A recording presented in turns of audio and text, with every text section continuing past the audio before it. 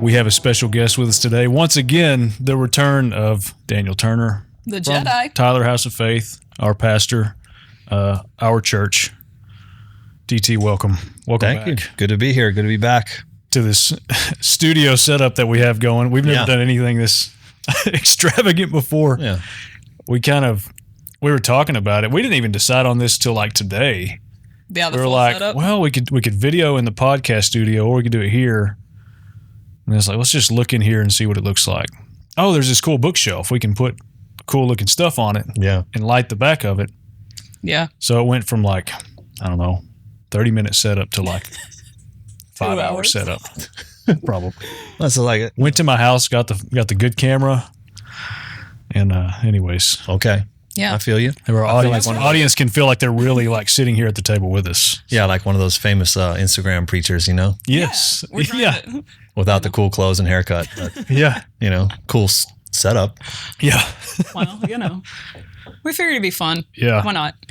Well, a lot of kind of wanted to do this for a while, but we've had like feedback from people because we've hinted at like our church and we share stories about it. Like when I first got there, this was my experience, and we've had several comments like, "Where's your church?" We've had people show up to church that are like, "Oh my gosh, y'all are in Tyler? Yeah. Can't believe this is real. Like here where I live at." And so I feel it's like we both feel it's probably time to like bring DT on, and it's like, first off, what is Hoff? Where did it come from? Second off, like, what is the church? What is the church really supposed to look like? And the cool thing is kind of like it actually exists and it's here. Mm-hmm. We believe so. We think so, yeah. Yeah. Yeah. Well, I would start off by saying I think a lot of people do it differently, but the topic itself can be super controversial. Yeah. Yeah. There's such a swirl around it. You know what I mean? And people have interpreted it very differently. And there's a lot of theories on what it is or what it should be. But what I've done is I took basically my experience of being a Christian the last 20 years since I was in my late teens, early 20s when I first started to walk with the Lord.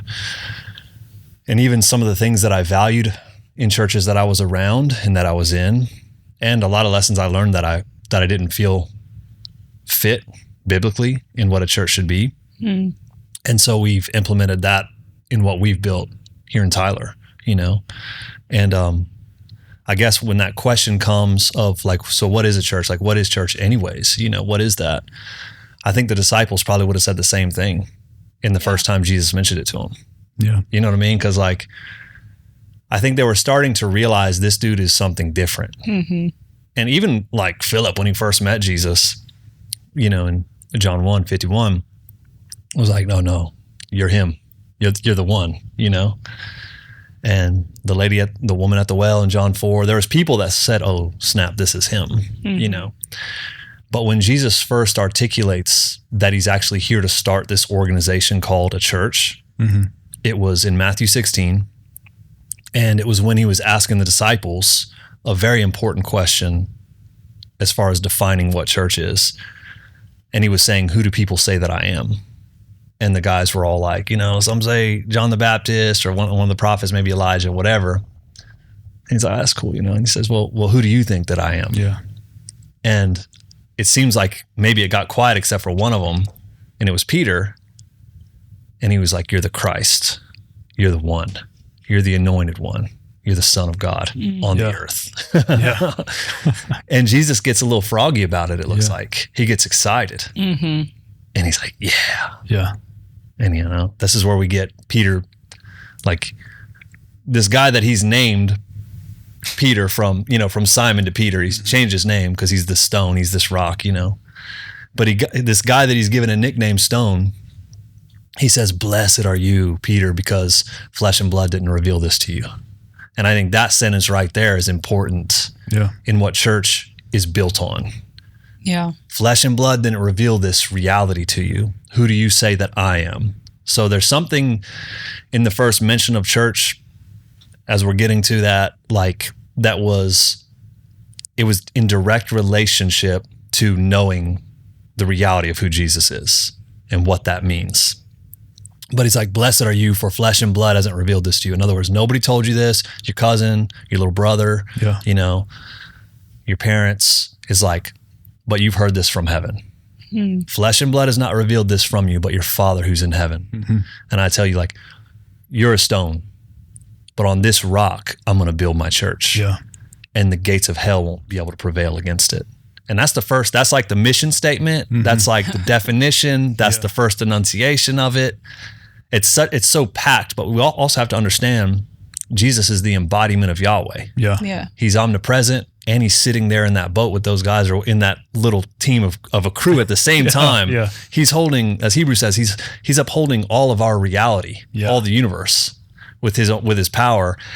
And he has the capacity to be very personal. He's sitting there with this team of people. Yeah. And he gets exactly, that's who I am. Yeah. And blessed are you, because you got this. Yeah. You didn't get this from this plastic dimension that you call reality. Yeah. You got this from outside. You got this relationally from your Father who's in heaven, not from flesh and blood. This has clicked. You've entered into this relational connection, because that's what we'll find the new covenant is about and what church is about. It's all about connection. Yeah. Yeah. It's not just be forgiven and go to heaven when you die. Eat that buffet later on, Yeah. Suffer in this life, Yeah. It has nothing to do with that.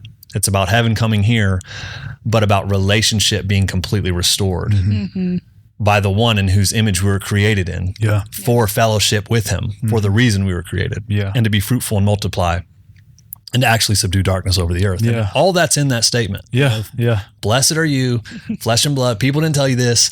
Your Father, you heard this from him. Yeah. And it's like, you've started to embark on a relationship with him. And on this rock, I will build my church. Yeah.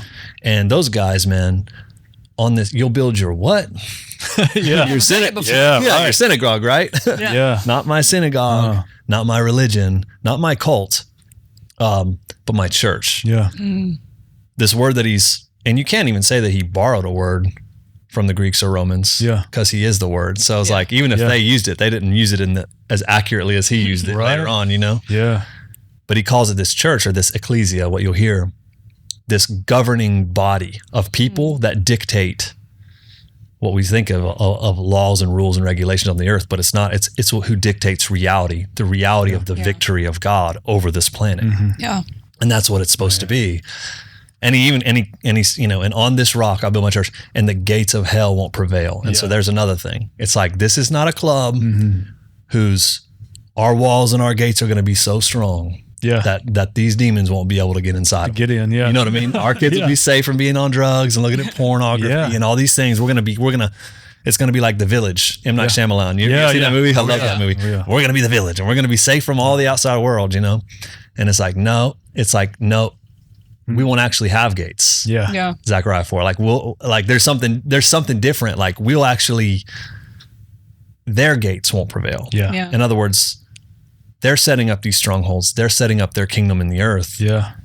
And they're going to have their gates to keep us out of wrecking shop won't work. Yeah. Yeah. I'm here to wreck shop. That's tied to be fruitful and multiply. It's like they won't be able to withstand the offense of who we are. And subdue the earth. Because that's what that word, when he told Adam that, be fruitful, multiply, and subdue, that's a militant word. Yeah. And a lot of people think like, there was no bad things in earth. Well, obviously there was a lot of bad stuff on the earth. Yeah. Not in Eden, but on the earth. Yeah. And he was like, hey, extend the Garden of Eden, this heavenly place, over the world, over this planet.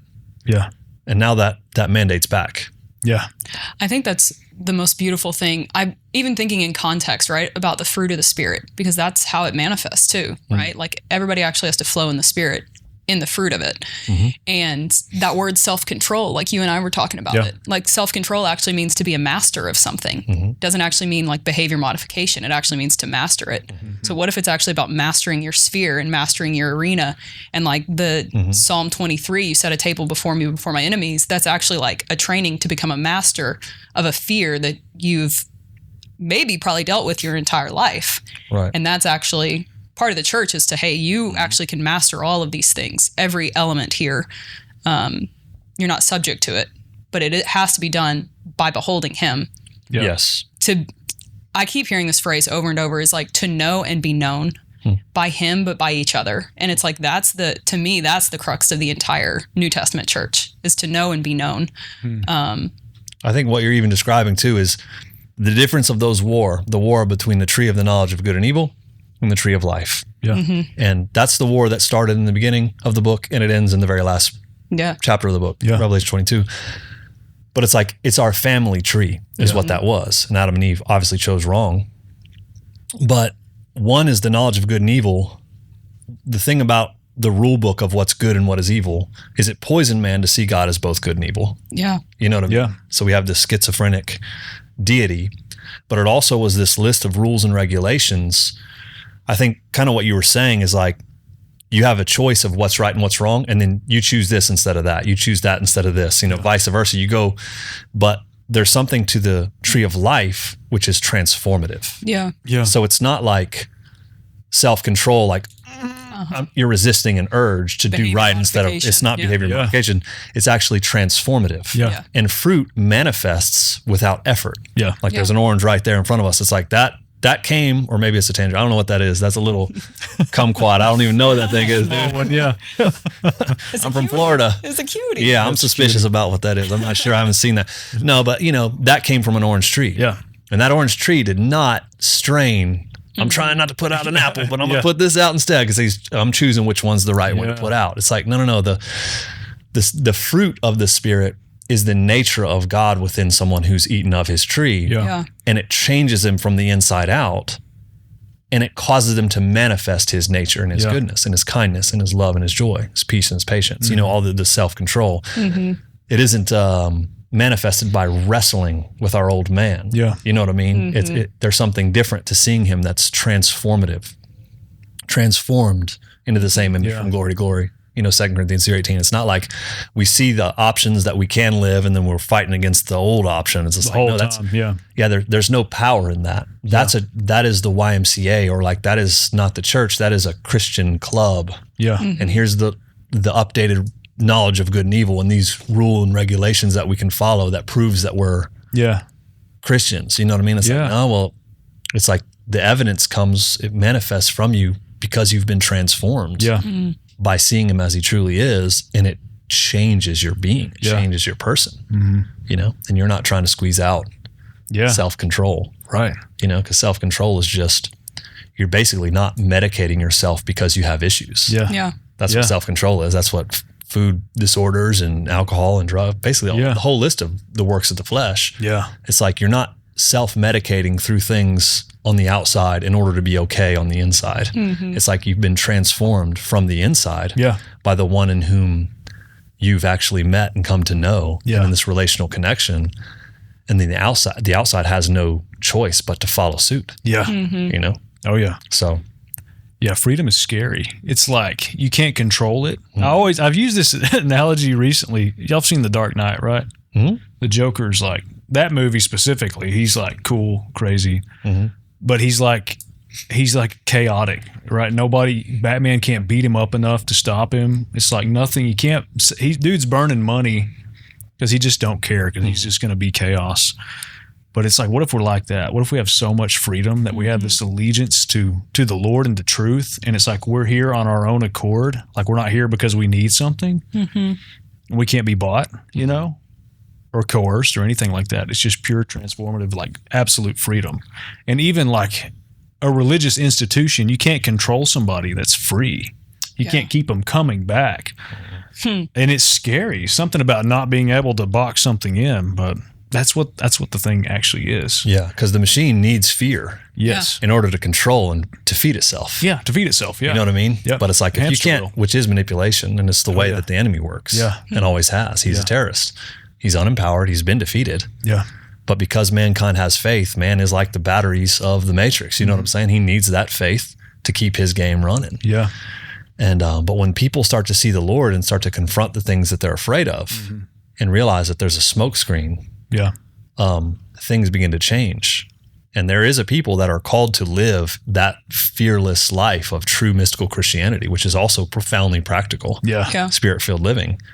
And they are the poster children, for better, it's probably a good way to say it, of an example that other people see. Yeah. Like, wait, we can live that way. Yeah. It's like, yeah, I didn't take Ozempic or Xanax or whatever, Adderall to have joy or energy. You know what I mean? Like, this is actually the way I am, the way I feel. Like, you know, I have actual hope, and it's not chemical hope. Yeah. You know, it's not caffeine, and it's not, you know, whatever else that we get jacked up about, the rock music we like or whatever, which we like, but doesn't mean, you know. Yeah, right.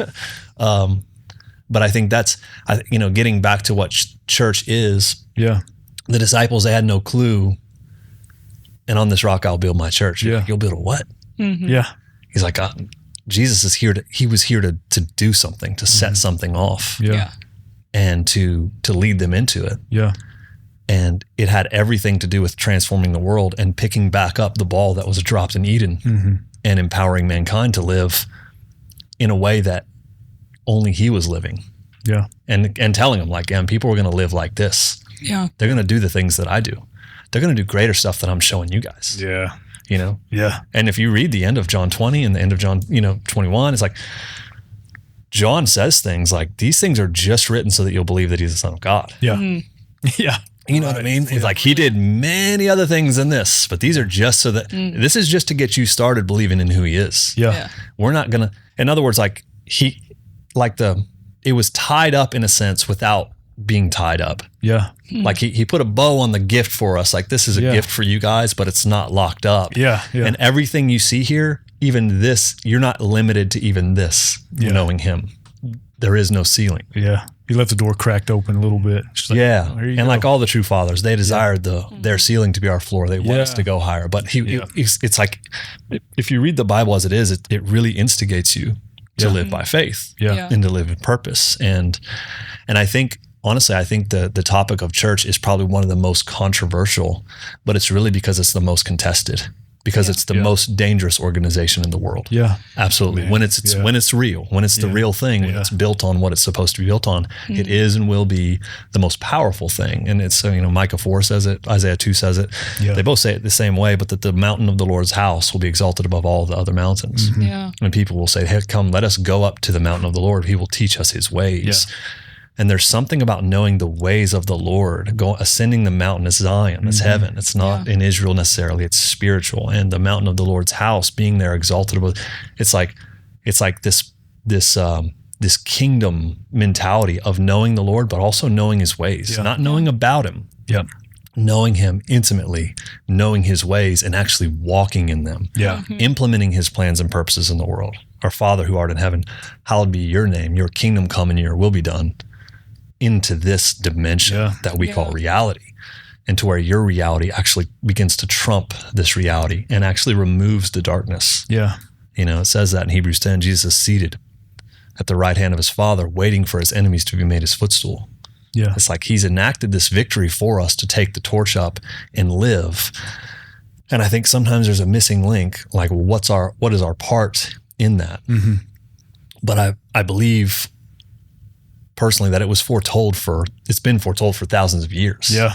And he's imaged it for thousands of years. Yeah. And what is the New Testament or the New Covenant church, what it really is, and what the New Covenant really is, both of those things go hand in hand. They cannot be separated. Yeah. And it's a covenant of relational connection. It's restoration for sure, and it's forgiveness.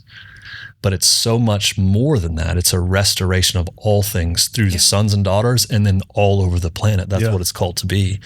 And if you look, some of our scriptures, and you guys are like a broken record, have probably heard them a million times. And rightfully so. I think every Christian should. The Old Testament is such a like mosaic, you know what I mean? Yeah. It's so like obscure and has so many like weird things and stories and prophetic writings that are just like, what's going on?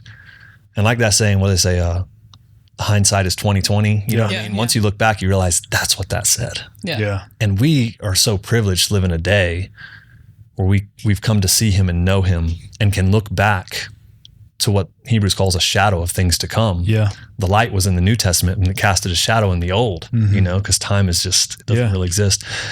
It does in this world, but it's like we look back and we see Jeremiah 31, 30, 33 and 34, just talking about this new covenant. Like there's a new covenant that's coming, and my words will be in your mouth. He's like, it's like, what does it say in Jeremiah 31? I think it's 33 or 34. It's just like, no one will have to tell their neighbor to know God. No one will teach his brother. Because they will know me, that they will be able to know me themselves. And that's Peter. Yeah. And it's just like, hey, you want, hey, let me be a go-between. Yeah. Let me be your, in your priest booth, next to you. Yeah. It's just like, it won't be that way. Yeah. It will be, you can know him personally. Yeah. Yeah. Like, you know what I mean? Yeah, And it's like, and even that, like, I think a lot of people have used that verse to rage against the church. Well, we don't need teachers. We don't need a pastor. We don't need a all the fivefold. And it's just like, well, that still counteracts the scripture where there is the true light that's actually casting the shadow. But what it is saying is the functions and ministries of the church, of the fivefold, as they call it, from Ephesians 4 or whatever, which are often, silly to me, but they're valid. Yeah. They're valid, but apostle, prophet, evangelist, pastor, teacher, they exist for the equipping of the saints. So they exist to bring people into that relationship, not to be a go-between of like, I know God and you guys know me, and I'll tell you what he says. Yeah.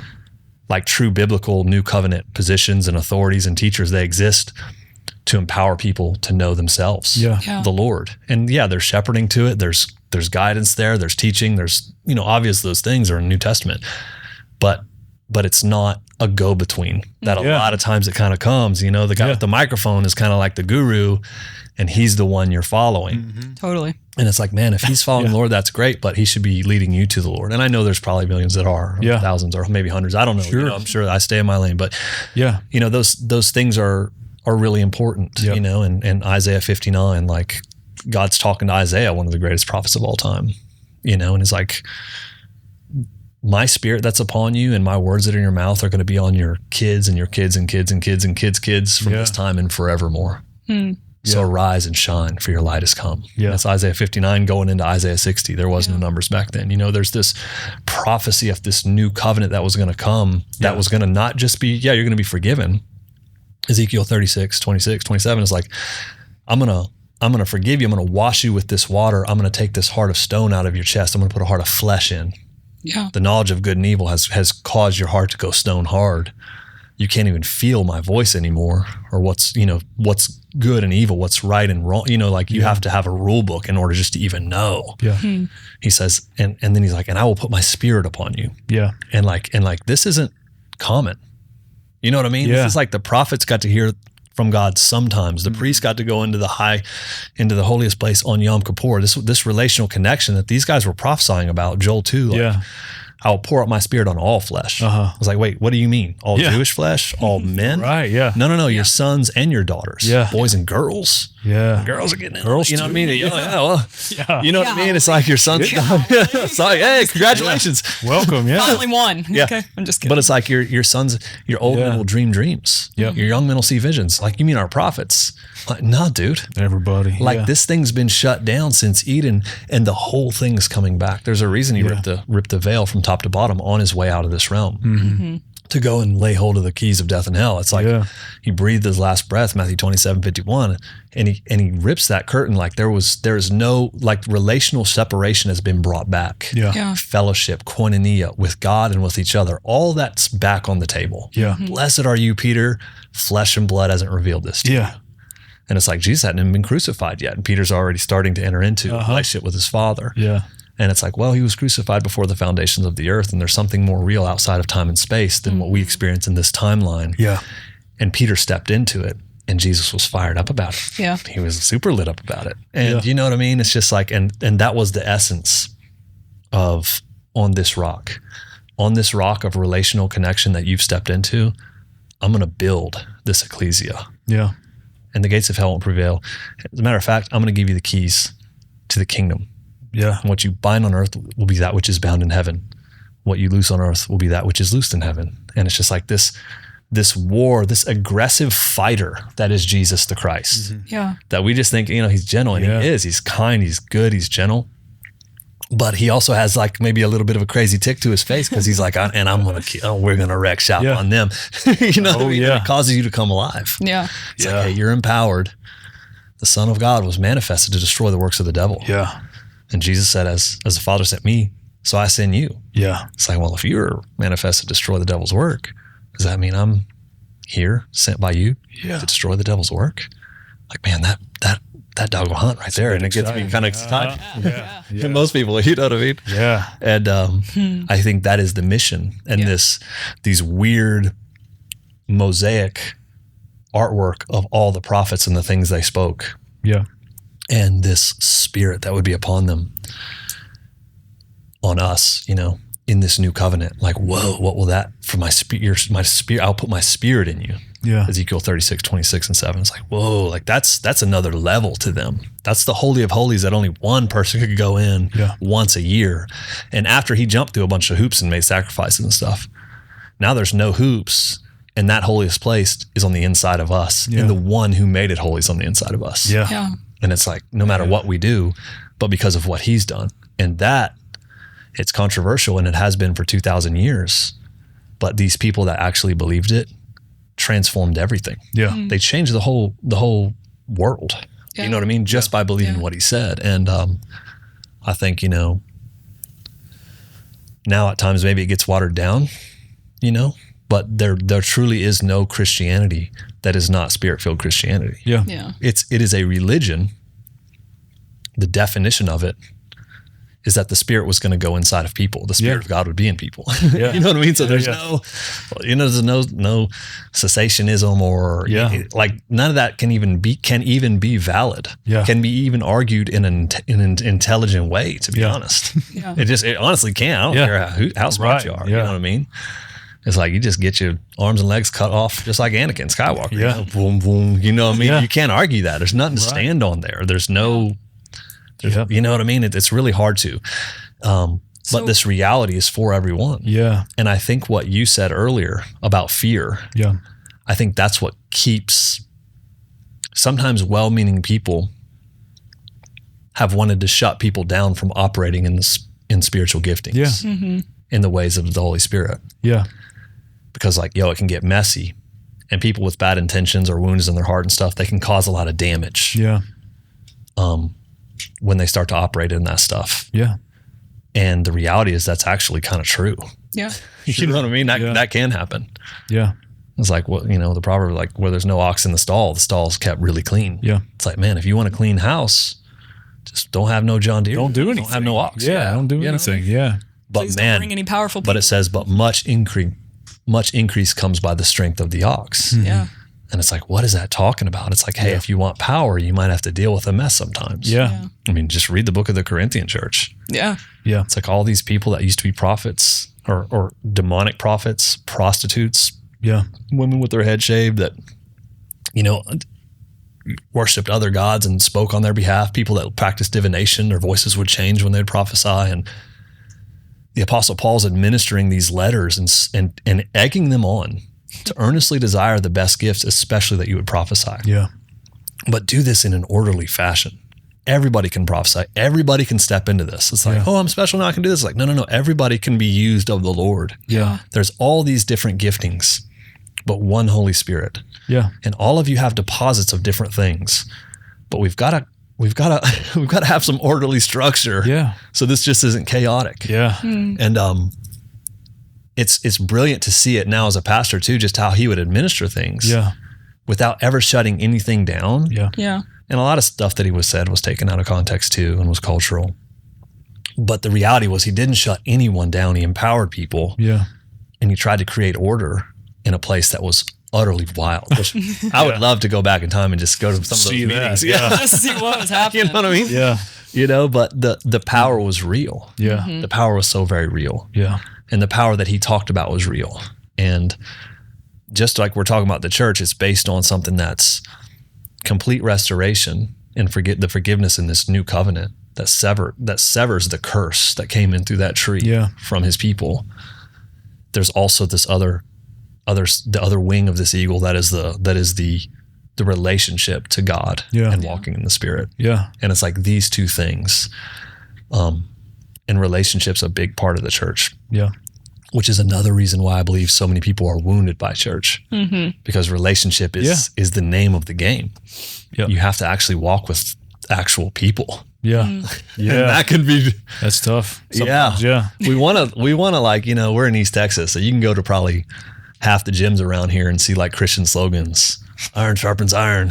So one man sharpens another. CrossFit, yeah. Yeah. Steroids and coffee and the Bible. But, but in reality, it's like, yeah, people sharpen each other. Mm-hmm. Sparks fly. Iron sharpens iron. You know what I mean? There's friction that happens, but there's a purpose. There is. And that's one of those, like, we have his spirit. It's like having that allegiance to him in the midst of that turmoil is when you come out sharper. Yeah. When everybody's like, wait a minute, what is the common union here? When you can separate and go into those you're seated in heavenly places and like judge whatever situation is going on. It's like, this is the truth here. Mm-hmm. And then once you make it to the other side of that, there's a even stronger snowball church, so to speak, boulder rolling, but... Well, that's another one of our scriptures. Like even when we first started this church, like that we're in now, is like, 1 John 1:7, that he who walks in the light has fellowship with one another, and the blood of Jesus Christ flows amongst them. It cleanses them of all sin. Yeah, and it's like, we know that the blood of Jesus, like we know that God's forgiven us. You know what I mean? Yeah, like, we understand this. Like, it's almost like when you hear it, like, so now I have to walk in fellowship with other people in order to get the goods of it, know? But it's not talking about forgiveness. It's talking about being cleansed of all sin. Yeah. And it's like, hey, he who walks in the light has fellowship, koinonia. This is that group. This is that team of the ecclesia, the church, the body. But that fellowship causes the blood flow of Jesus to flow from them and through them.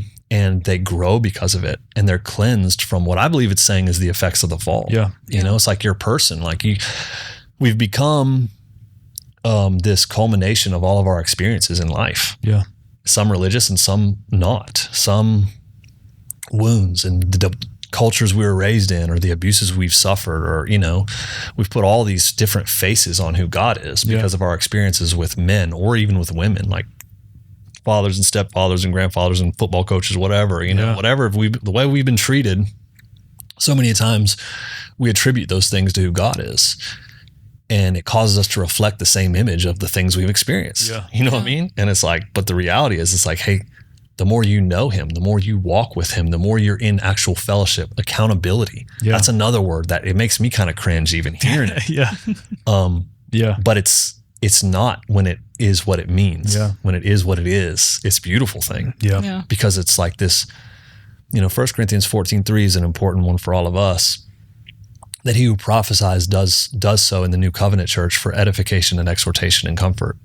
It's like, there's no calling out. There's no like, hey, I saw something dark in you. Yeah. You watched a rated R movie the other night, whatever. You watched too much ESPN, whatever, dude. But it's like, there's edification, there's exhortation and comfort, and he who walks in the light lives this way. Yeah.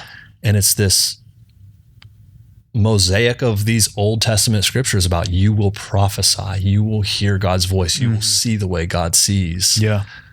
Coming into a people that are stepping into this new covenant reality, and you're living this way together. Yeah. And I know, like, the prophetic ministry, it gets off, I think, easy. Or it can have a bad name because there's a lot of funkiness to it. Yeah. And there it is, definitely. Just turn the TV on. But when it's pure and it's real, like Revelation 9. Core. Yeah, dude. It's void of good and evil. It's void of that tree. Yeah, it's the tree of life. It comes from Jesus. And that's in Revelation 19. Yeah.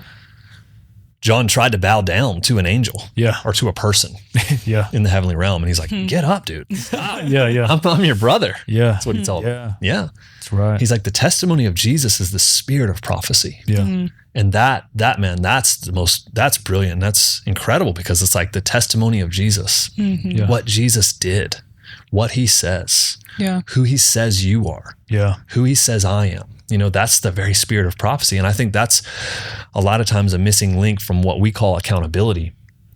Imagine seeing every person through the testimony of Jesus. Yeah. Not as maybe Saul, but as Paul. Yeah. Or, Gideon, the way he felt about himself. I'm the least in my father's house. Like, no, you're not. You're a mighty man of valor. Yeah. Just Jesus meeting all these people in the Old and New Testament, the angel of the Lord, and going by Jesus in the New Testament, and changing their names. You know what I mean? Saying, you're not who you think you are. No, I'm a murderer who stuttered stutter. I can't talk good. You know, Moses, you know, he's like, no, you'll be fine. Yeah. I've called you. It's time to go. I want you to talk trash to Pharaoh. Tell him I'm going to, you know, his son's going to die if he doesn't listen. You know, I can't talk, you know? Yeah. And it's like, fine, I'll let your brother go with you. Yeah. You know what I mean? Because I know who you are. He had provision for him. Yeah, dude. Yeah. And everyone, every one of us. It's true. Maybe we're not even who we know we are fully until we've seen him. Yeah. And there's part of fellowship and accountability that there's other people that see you the way he sees you. Yeah. Yeah. And so it's not like, oh, have you been reading your 8 chapters today, James? Or Marley, have you, you know, prayed in the Spirit for, you know, that's not accountability. Yeah. You know, you're staying off those Diet Cokes, those chemicals. Yeah. You know? Yeah. You know? No, I mean, it's more like, hey, I know who you are. Yeah. And if at any point you forget, I'll remind you. Yeah. So good. You know what I mean? And that feels free, doesn't it? Yeah. Yeah. Because it doesn't feel afraid. Yeah. For sure. Because some people are afraid to be around prophetic people or pastors. That's what I hear anyways. People get nervous around them. Yeah. You know, and they think, oh, he's going to be a certain Like way. the story of my life. Yeah. Yeah. But it's like, hey, like if you know that they look at you that way, even when you maybe missing the mark, Yeah. they're not going to condemn you. They're going to call you up here. They're going to call you up higher. Like, hey, dude, that isn't you. That's dad. Yeah. They're imaging dad Papa. Yeah, to you. So it's like, it's brilliant. it is. Or even the freedom of like, hey, do I have a monkey on my back? Because I'll call some of y'all sometimes like, hey, am I weird on this? And I fully trust, Yeah. you know, you all to tell me. But I think that's the beautiful thing too, like being in relationship, just because I always go practical. That's where my mind goes. I'm like, okay, what does that practically look like for people? How do you walk that out? That's the turtle nature of being in heaven and earth. It's like there's a practical way to implement it here Yeah. to walk on land. Well, I was going to ask you that. I was actually going to segue into that for you. Like, what does that practically look like? How have you seen that on both ends of like what the Lord said to Peter, like practically walking, subduing the earth, and then practically walking in fellowship with one another? What does that look like? What does it look like? I think being transformed into his image means that he is your priority above all things. And I believe when your esteem is to walk in light and walk in that true fellowship, you won't accept a substitute. Yeah. And those people will walk out of the wilderness at the same time and recognize each other and say, this is the way. And, you know, this, something we've obviously been on at Hoff for quite a while, you know, this reality of true Christianity, real Christian, they will find each other. You know, you find your tribe. You know, it just happens. Yeah. And this reality where David's like, the Lord is my shepherd. I'm not going to be. I won't want. He leads me in these beautiful, wonderful places, grass and perfect water. Like he knows how to satisfy me, how to get me the right nutrients and food. You know what I mean? It's like, this is awesome. Yeah. But it's a declaration like, hey, my life isn't about me anymore. It's about him. And I'm going to lay it down and I'm going to follow him. And it's like somebody that wants nothing above seeking first his kingdom and what he's called and what his purpose is. And that's the first declaration of that shepherd, you know.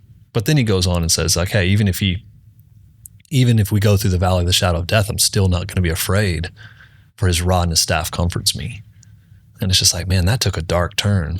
And I told y'all this, I think I wrote it recently, but when I was a kid in kindergarten, I went to a Christian school because my mom drove the bus. So we got in. Okay. So yeah, I got to go to kindergarten first grade at this private school. But anyways, but I had to wake up really early every day. So that was a bummer, you know, get on that dang bus, you know, first. Yeah. But anyhow. It's hard when you're 5. Yeah, you know. So it was like Psalm 23 was written above the chalkboard. And so we would read it out loud. Yeah. And when I would read it, the Lord is my shepherd, I shall not want. He leads me, you know, he restores my soul. But then when it gets to that part, like, even if I walk through the valley of shadow of death, I will fear no evil, for your rod and staff come for me. You prepare a table before me in the presence of my enemies. My cup overflows. But I was seeing that. And then it ends with, surely goodness and mercy will follow me all the days of my life, and I will dwell in the house of the Lord forever. And as a young kid, I looked at that as a timeline. Like the end was, then I dwell in the house of the Lord forever. Like I go to heaven, but like I start off as a Christian and things are good. But then when I die, I have to walk through hell. Yeah. Yeah. And I didn't know if it was going to be as big as like a football field or how long hell was, how many miles it was. But So in you my thought little purgatory. Yeah, well, I thought it was actually hell. I thought I'd actually have to walk through on a path and just grit and not give in to fear. Yeah. I will not fear. And I thought that was like a commandment. Like if you're going to get to the door of heaven, you have to walk through this without being afraid. And so otherwise, Like a test. otherwise you're going to get stuck. You lose, yeah. And so I was like, okay, no matter what. And I was like, man, I hope when I'm grown, I'm tough and that I'll do that. You know what I mean? By then, hopefully I won't be as afraid as I am now. And I'll make it into that door, but that's going to be 100 years from now. You know what I mean? That's how I kind of thought. Yeah. And so it's funny to think that way. But the reality of that scripture, looking back, when I look at it, it's like, that is kind of a traumatic, scary verse. But it's this articulation from David saying, hey, this is who I'm going to follow. And if it looks like this and it's just beautiful and chill, kill her. But if it looks like this and it's dark and death's breathing on my neck, don't care, because I won't be afraid. Yeah. And he was literally saying, like, there's nothing in this world that is as real as him and following him. Yep. There's nothing. And that's the real fear of the Lord from Isaiah 11:3. Like the real fear of the Lord is God consciousness, knowing he's there, knowing he's with you. Yeah. Everything else, that is the love of God that casts out fear, is the fear of the Lord. That's why it says his delight is in the fear of the Lord in Isaiah 11:3. Yeah. Wasn't afraid. The son wasn't afraid of the father at all. Loved his dad with all his heart and delighted in the fact that his dad was always with him. Yep. Yeah. And so this beautiful relationship that God, is calling us into will trump the realities of even darkness in this world. Yeah. And it goes perfectly with the gates of hell. It's like, even if I'm walking in those valleys of shadows, I won't fear. Even if I'm surrounded by the enemy, I'm going to sit down in the most vulnerable place and I'm going to have communion. Yeah. I'm going to have fellowship with him. And I think that too is this vulnerable walk that the people that choose, like, hey, I want him. There are times when you're in both Yeah. the green, but there's also times when you're what feels like surrounded by the enemy, but the ability to look past it without fear and be so assured that surely goodness and mercy are going to follow me all the days of my life. God's pursuing me with his goodness and mercy. So no matter what it looks like, I know that he's out for my good. Yeah. In this life, my cup will overflow, and also I'll dwell in his house forever. You know what I mean? Yeah. It's a completely different mentality. It's a mindset, but it also goes with the gates of hell not prevailing. Yeah. But I believe there's a people who will choose to walk in that reality, Yeah. and they will recognize one another. Yeah. And they will awaken people, because there's a lot of people they're so controlled by fear. Yeah. Their life is dictated by the path of least resistance. And I get it. It's comfortable. Yeah. And even I think a lot of what I would call the religious machine is built in order to offer those comforts. Yeah. You know, in a sense. And I'm not saying that that's all wrong or anybody does it wrong or I do it right or anything like that. I'm just saying what it is. And it's like, but there are people who are called to walk according to a different climate and reality. Yeah. And they will be the poster children for so many that are stuck being pushed and manipulated by fear. Like, wait a second, you don't have to give into that. And it's like, no, you don't have to bow to Pharaoh, guys. You don't have to bow to Herod. Yep. No, Demonstrate. you certainly don't. Yeah. There's life and abundance of life. There's joy, even when you're in a place of darkness. There's abundance here. You know what I'm saying? Your cup can overflow. Like, this is a place of anointing. The true anointing is the spirit-filled life. Yeah. It's him on you and you in him. Yep. You know, I in you and you in me, and I'm in my Father and you're in me and I'm in you. It's just like, what are you talking about, Jesus? You're making my head want to explode. Yeah. And it's like, you've been included in me. Yeah. And I've included you in my relationship with the Father. And we've thought these weird things that, like, God's on this cosmic mountain in outer space by himself, and so he created us. Mm-hmm. Yeah. You know what I mean? But God is love. Yeah. And it's like, so if he had, it's like the capacity of God, this Father, this Son, this Spirit, this almost like family of shared relationship, communion, love, fellowship. Purest form of John 1. And in the beginning was the Word, Word was with God, the Word was God. He was with him in the beginning. Like, what? How? What are you talking about? Like, God is bigger than your ability to conceptualize, and there's relationship there, and you've been invited into it. Yeah. You've been brought into it. You know what I mean? And in that day, you will know, man, I wish I had my John 14:20. I think that's where it is. But that's something that's just, it kind of like hits me up really hard. Let me see if I can find that. in that day that you will know that I'm in my Father's in me. I think that's how he says it. But he's talking about that connection that we've been brought into, and that he's in with us. At that day, John 14:20, you will know that I'm in my Father and you are in me. Yeah. And I am in you. And it's like you're going to awaken to a reality that you're no longer working to be included in relationship, which everyone is starving for. Yeah. Yep. In that day. And he was talking about Pentecost. He was talking about when the Spirit comes upon you and your mind cracks open. You know what I mean? And that fire that was on that burning bush, and all the tongues that were divided at Babel, all of it's coming back, baby. And I'm bringing heaven back, and it's coming in through you guys. Yeah. And it's like, in that day, you will know that I'm in my Father. Yeah. Well, that's good for you, but also that you're in me. So I'm like Russian doll inside of the Son, inside of the Father. What is that? You know what I mean? And also I'm in you. Yeah. Turtle. Yeah. You're in the ocean. Yeah. You can live in the ocean. You can live on the land, for your analogy. Yeah. You know what I mean? It's like you will know that you've been included in something that's eternal, that was here before you ever knew. And God wasn't cosmic, Zeus on a mountain by himself with no family or friends. And so he needed to create puppets and give them free will. That is the beauty of free will. But the reality is there was relationship. There's love. There's selflessness in this triune being of who God truly is.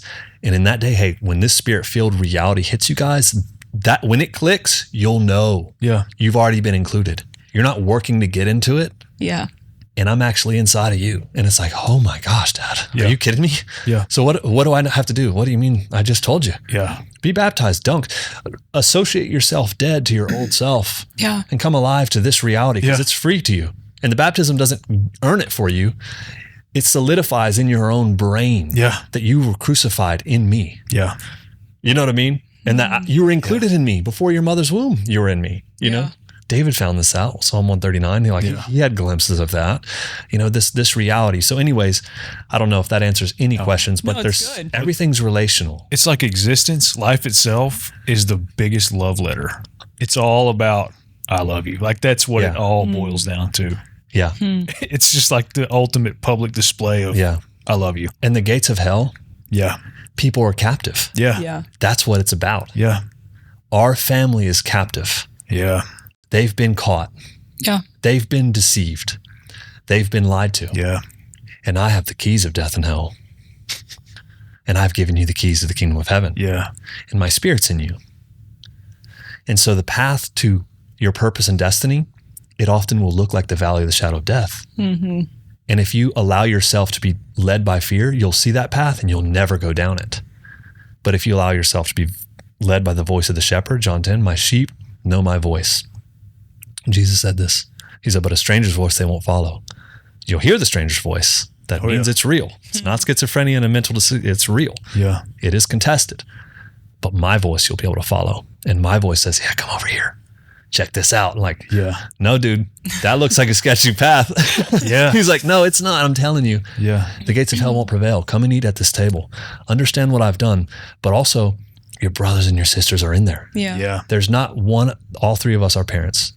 There's not one single place that we can imagine if Kyla or Bexley or Noble or Amer were locked in, that we wouldn't go through that door right Listen. now. There's no level of That's rage that you can describe that we wouldn't kick into if somebody tried to kidnap our kids. That's right. Or hold them captive. Yeah. And that is the love of God for people. That is the reason of the existence of the church. And not to go pass out tracts.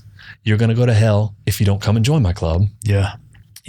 That's still fear. It's still pressure. Yeah. If you don't give this % of your money, then you probably will have flat tires and engine failure. You know what I mean? Like, it's just like, that's still fear. That steals faith and people living devoted to God and places it in a position of being afraid that the monster will allow you to get attacked if you're not fully in alignment with him. Yeah. And there is a truth about coming into alignment with God in purpose and in heart, but it's not because you're afraid of what he's going to do if you don't. Yeah. You know what I mean? Yeah. It's more like trust him. My word is a lamp unto your feet and a light into your path. Like, why do I need a lamp to my feet and a light to my path? Because I'm going to call you to go down some dark roads. Because I need you to bail some people out of it. Yeah. And the dark road, the dark path, the valley of the shadow is the way of the Lord. Yeah. It is the path of the Lord. Yeah. It is the It is the leading of God. Yeah. But it's like the enemy has come and projected something into the matrix to make it look like the least way you would want to go. Yeah. And Jesus is like, no, that's where we're going. That's the way. They're hiding it. Yeah. And then they're surrounding. All the wolves are around the table because they don't want you to sit down and eat at it because he's sitting there and he's made the table and it's real communion. Yeah. And it's like, hey, just let it go and sit with me. I will do something in you that will cause all of this to look different than what you think it looks like. Yeah. And you'll have victory, and your victory will be their victory because you will unlock people. Yeah. It's always been there. Yeah. And it's always been about rescuing people. It's a reconnaissance mission. It really is. Yeah. Everyone who lives this walk, go and make disciples, Jesus said. Don't go and tell people they're going to go to hell and they're going to burn and all these things if they don't join your club. That's what it's always been. Yeah. It's like, go and tell people about me, what I've done in your life, and exemplify it. Yeah. And people will want what you have. Yeah. You know what I mean? They're like, wow, what are you on? What are you taking? Yeah. What are you so geared up about? Like, Yeah. they should be surprised at our hope, the Bible says. Yeah. Astounded at it, really. Oh yeah. And it's just like this reality, even that's become apologetics. Always be ready to give an answer for the hope. It's like, You studied learn how to debate. It's like, okay, I can let's sword fight about it, Yeah. It's like, no, to give a defense for the hope that you have. Yeah. Wait a second. Is he saying that we should be so hopeful that people should want what we have? Like, oh yeah. And is it going to be contended? Oh yes. Yeah. The church is contended. Yeah. There's a reason it's such a hot topic and there's so much rage against it, but there's so much abuse in it. Yeah. Because when you look at it like this, it's like you're telling me this is supposed to be a place of forgiveness, fellowship, accountability, but it looks like encouragement and growth and light and passion in this spirit-filled life where there's actually giftings of the spirit that are supernatural in nature. Yeah. And people are supposed to be trained and equipped to use these spiritual giftings in their life, both in the church and outside of those four walls. Yeah. And it's like, that sounds like it could be really messy and crazy. And it's like, well, it is. It can. Yeah. You know what I mean? Yeah. But it will be transformative and it will change people's life. Yeah. And it will rescue them from darkness and an identity that they're living that they should not be living. You know, it'll waken them up and they will become light bringers, and life givers, just like their dad. Yeah. You know? And that's the name of the game. Yeah. And you'll have weird stuff. I mean, you'll have, of course, weird people. Did you guys, what was it like 3 weeks ago? Like, then that lady that brought in a doll that looked like me. You'll have weird stuff. Yeah. Yeah, you'll have weird stuff. Christopher came up Didn't to me. she have like needles or something in it? I don't know. Kidding. I wish. I'm kidding. I asked him, like, Christopher walked up because he was doing security that day. He's like, hey. And it was one of those days, like, there was like, it was kind of thick weird. in there. So it was a lot of people there. So like, she kind of like just was in the back, one of the back rows. And like, just didn't really notice her very much. Kind of weird looking, maybe a little, but he's like, hey, that lady in the back had a doll and it looked like you. Yeah. That's what he told me. I was like, really? I said, did you take a picture of it? Yeah. I was like, you should have took a picture of it. And he's like, no. He's like, man, I wanted to. He's like, I thought that'd be weird. And I was like, you don't think it's weird that she has a doll that looks like you? It's like, take the picture. Take a freaking picture. Yeah, like He told me you that. don't want to be weird. I was in the back and he told me, he kind of whispered, he's like, hey, she has a doll that looks like DT. I couldn't see it, but I started praying for you. I'm like, well, if she got any needles, like dismantled the thing. It's like almost like I don't have to. Yeah, who cares? Dismantle it. Or like that kid that brought in a dead snake in the middle of service. Yeah, Weird stuff. that was a long time ago. Yeah, we're going to scare people away from Hoff now, but it's No. really rare. But at the same It is time, rare. it does happen. It's just funny. Yeah. But the It is lady, funny. I asked him, was she poking me? And he's like, no. Actually, I got an email and I can show it to you from a guy that's been coming for quite a while now. And he was like, hey, I've, the supernatural things and like the prophetic ministries, like I've always kind of been on the fence about that. Yeah. And, I'm just learning. He's like, but the teachings of Jesus and seeing him as he truly is, he's like, it's changing my life. And like my attitude, the way I treat people, the way I'm living life, like it is really taking effect. He's like, that being said, I saw that there was a lady there that had a doll that looked like No way. I heard Christopher say that to you. Oh, He's like, but I just want to tell you, like the whole time you were speaking, I saw what was kind of like a haze that was around you. yeah. And I just felt like God was up there. And he's like, so, I don't really know what I believe about supernatural stuff. He's like, but if I did believe in prophetic ministry, I would just tell you that God was up there with you and had his hand on you. So And not to be worried about what was there. And I could show it to you afterwards, which is a hilarious way to say So it. Like, cool. Yeah. Like, I don't know about this stuff, but I did see a haze around you. If I did believe God was this, guarding you. God's with you. If I did You know believe what you, I God's love? with you. And I just thought, like, that's hilarious. But It's so pure.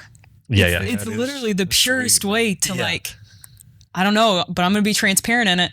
Like, Yeah. Like, man, I can't unsee this. And it's Yeah. like, there is a point of no return when you start to experience the Lord that you can't go back. Like, okay, this is different. This is real. Yeah.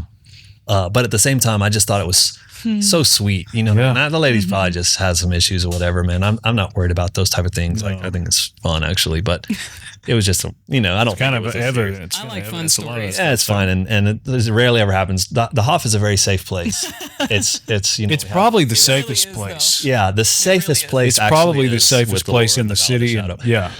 Yes, it really Yeah. is. But it does. It feels like home when you walk in. Yeah. It like, dad's there. It's just like more than anything. Yeah. And so it, even though all these weird things sometimes, not all the time, but do pop off. Occasionally, Yeah. But even like when worship would go crazy, there was just this safety that it like may felt chaotic up there, but like it was just the presence of the Lord. And Yeah. I feel like that trumps everything personally. The weird stuff, the good and the bad weird stuff, it comes with knowing that he's with you. Mm-hmm. So whenever it happens, it's like, oh, he's with me, or good or bad. It's just Yeah. the awareness. The fear of the Lord is the beginning of wisdom, and like His ways, and the it more comes you with the listen to territory. him, the more you listen to his voice and you walk the path with him, the more you experience, and then you Yeah. realize that, oh, okay, this is a war. These Yeah. guys writing things like, no one who's enlisted as a soldier waste their time meddling in the affairs of civilians. Yeah. You know what I mean? Paul's saying these things, and it's Yeah. just like, oh, like you realize, like, hey, there's something different going on, and you start to realize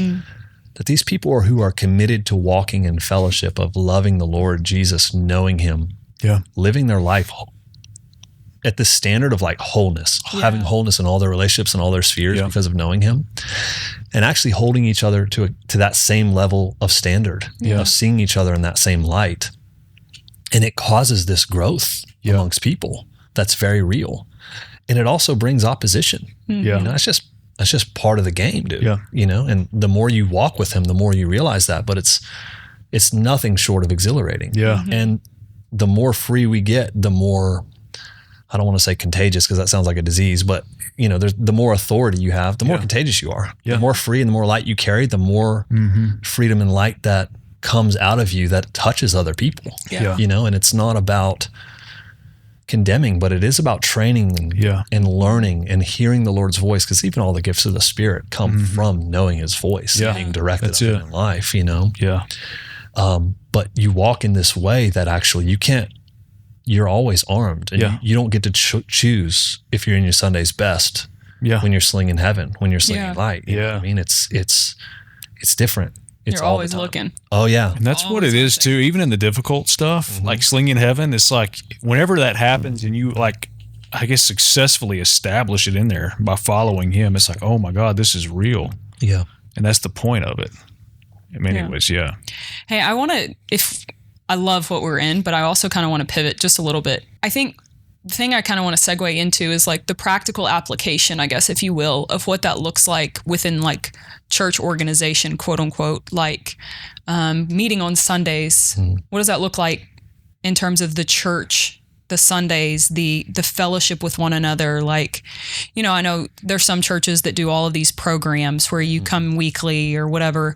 And so people are always looking for quote unquote community, or they're looking for whatever, but kind of missing the element of walking in the light. What would you say, like, what is the practical application of what the New Testament church is? Okay. Well, one thing about community, coming off that word of communion, Yeah. which is he who walks in the light has fellowship with one another. That fellowship word is communion. But communion is, they would meet around the bread and the wine. And so that has to be the foundation. On this rock that I'll build my church. You know Him, but it's Him. It's who He is, what He's done. Like Jesus has to be, as it was written, the chief cornerstone of the building, the bedrock, that the true foundation of it all. You know, He's the little stone in Daniel's vision that crashed against the idol and wrecked the whole thing. You know, I mean, Jesus is that rock that grows and fills the whole earth. It's the mountain of the Lord's house. Yeah.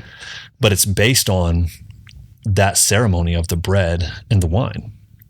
the bread being his body. Take this as my body, which was broken for you. Take this as my blood. This is the blood of my new covenant. Everything we've talked about, the new covenant is the reversal of that curse, is the reversal of all the sin nature that came in through the fall. It is the reversal of the curse that came from eating the tree of knowledge of good and evil and being poisoned to see God in a way you should have never seen him. And now you see him as he truly is in the person of Jesus.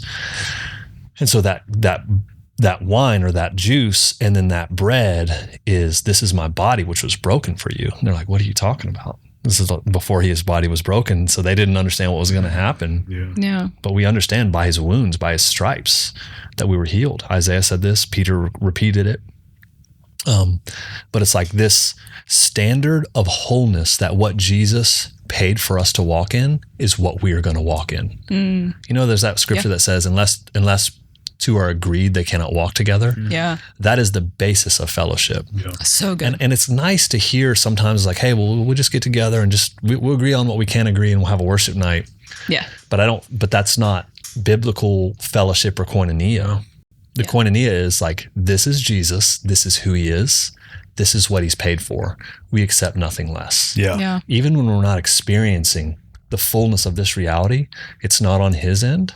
Yeah. We are striving for and walking for and can, in this journey of walking in the complete wholeness that he paid for, the body that was broken for us, the blood that was shed for us, this wholeness that comes from the new covenant. And that must be the absolute center of all what I believe all true church is. Yeah. That's what he who walks in the light has this fellowship. It's like that fellowship is right there. It's that fellowship over the body and over the blood. Yeah. It's over this standard. It's not pet doctrines. Well, God used to speak, or God does speak, or he only speaks to this guy who has this gift, or, all these weird little things that aren't even biblical. It's like coming to that standard of what that looks like. And so I think that in itself must be agreed in order for it to be even qualified as a legitimate, in my opinion. And I'm not trying to be a hater. I stay in my lane. I don't even, I'm not trying to be that way, but like in me as a builder, that was the utmost of standard. Yeah. And that accountability also being prophetic accountability. Like the prophetic is a scary word, but it means that the testimony of Jesus, who he is, what he's done, the bread, the wine, who he is now, the Spirit, that came out of his side when the Romans stabbed him at the end. And so I think that is the foundational aspect of it. Now, days that you meet, days that you meet, I don't know that it matters. Yeah. For a long time we did Friday nights. I'm like, people are like, oh, you guys are Messianic, or like it's Sabbath because the sun goes down. I was like, no, we just kind of like Friday nights. Like, it's not Saturday or Sunday. It's Sabbath. That's Friday. When the sun goes down, we're the ones doing it right. You know what I mean? Only ones. And then we moved to Sundays, and but for us, it was a decision, and it enabled so many more families, the rhythms of the world. But of it reminds me of that story. I told both of you this separate occasions, but like I went to Hoff like 2 times, like 2 Friday nights in a row, and then like y'all announced, like, hey, we're hanging out at the lake next week or whatever on the weekend. And at that point, I'm just like, this is my house, this is home. I'm going to the lake with everybody, and they're probably gonna sing church songs and talk about God and stuff. So we drive down to the lake, and we get there. Jake and I get there, and I walk out, and everybody's just doing nothing, but everybody's together. And I remember where everybody was that day because it's such an ingrained memory. But I got there, I'm like, wait, aren't we gonna what? And everybody was just there, just together, just family. And it's like you're saying, like it doesn't really matter, you know. And everybody was there with that same heart, Well, people get really hung up on days. Times and stuff like that. And I don't think it has to matter. I do think that there's something to the early church meeting on Sundays. It was like the Lord's day. And I do love that because it was like, Sunday was like, that's when he was resurrected. Because it was it was a high Sabbath, you know what I mean? There was a 3-day period there. It wasn't just Good Friday. It was Good Thursday, Friday, Saturday, and like everybody's hearing this news on Sunday. These dead people are walking around, you know what I mean, through Jerusalem. All this crazy wild stuff is happening, all these resurrections. And, but it's like, this whole the Sunday thing was a thing. Yeah. And I, we live in a Christian, in a sense, culture here in America, and so I think, and it works, and we meet on Sundays now. I don't think you have to, or if you're not on the Lord's day, you're not on the right foundation. It's like, no, if the blood and the wine isn't set in who Jesus is, what he's done and what he says and who he says you are, then you're off, then it's off, what I mean?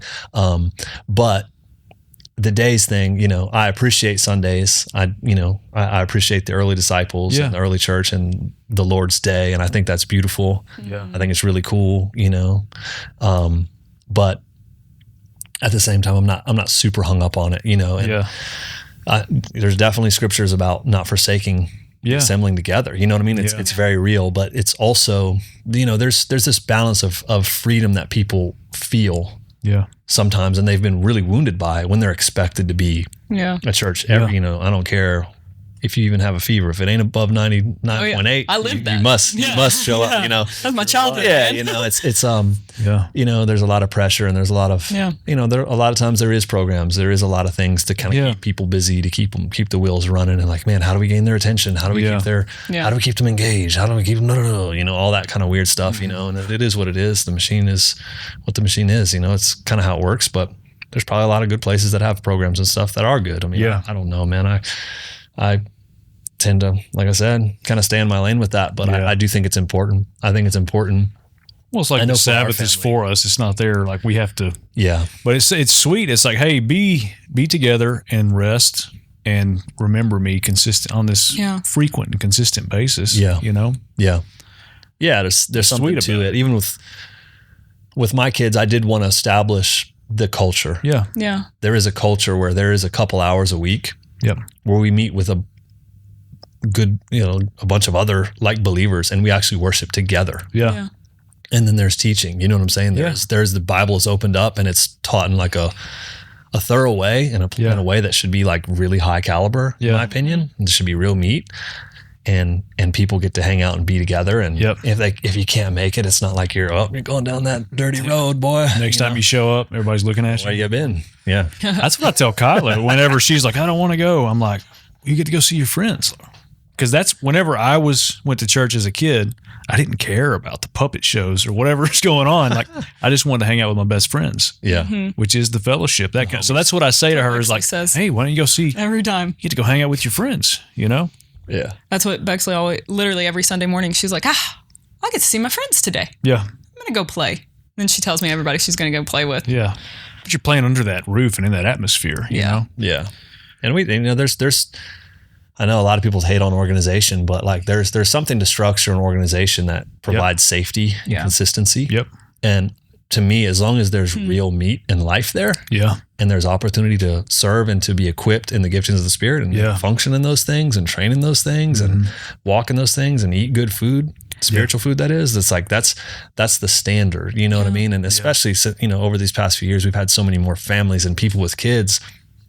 So structure and time is important, you know what I mean? Because these kids eat lunch 11 o'clock, 11:30, 12 someday, 5 days a week. And you know what I mean? So then you're starting to like, okay, we're going to understand the kids in that room, in that room, in that room. Yeah.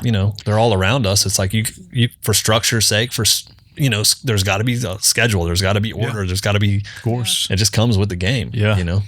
I do think it's interesting though. You just said that and it made me think like maybe there is an element, I think, the immature people, I was definitely this for a very long period of time, where like structure was actually so beneficial in learning of things. Like even just as kids need structure. I think even like as you're growing and learning in these things, structure is so valuable. Because I feel like I have been in like both extremes where it's like totally screw structure, like that's so stupid, to the, from the growing up and like this is only structure and we only do this and whatever. But I can see that how it actually trains you.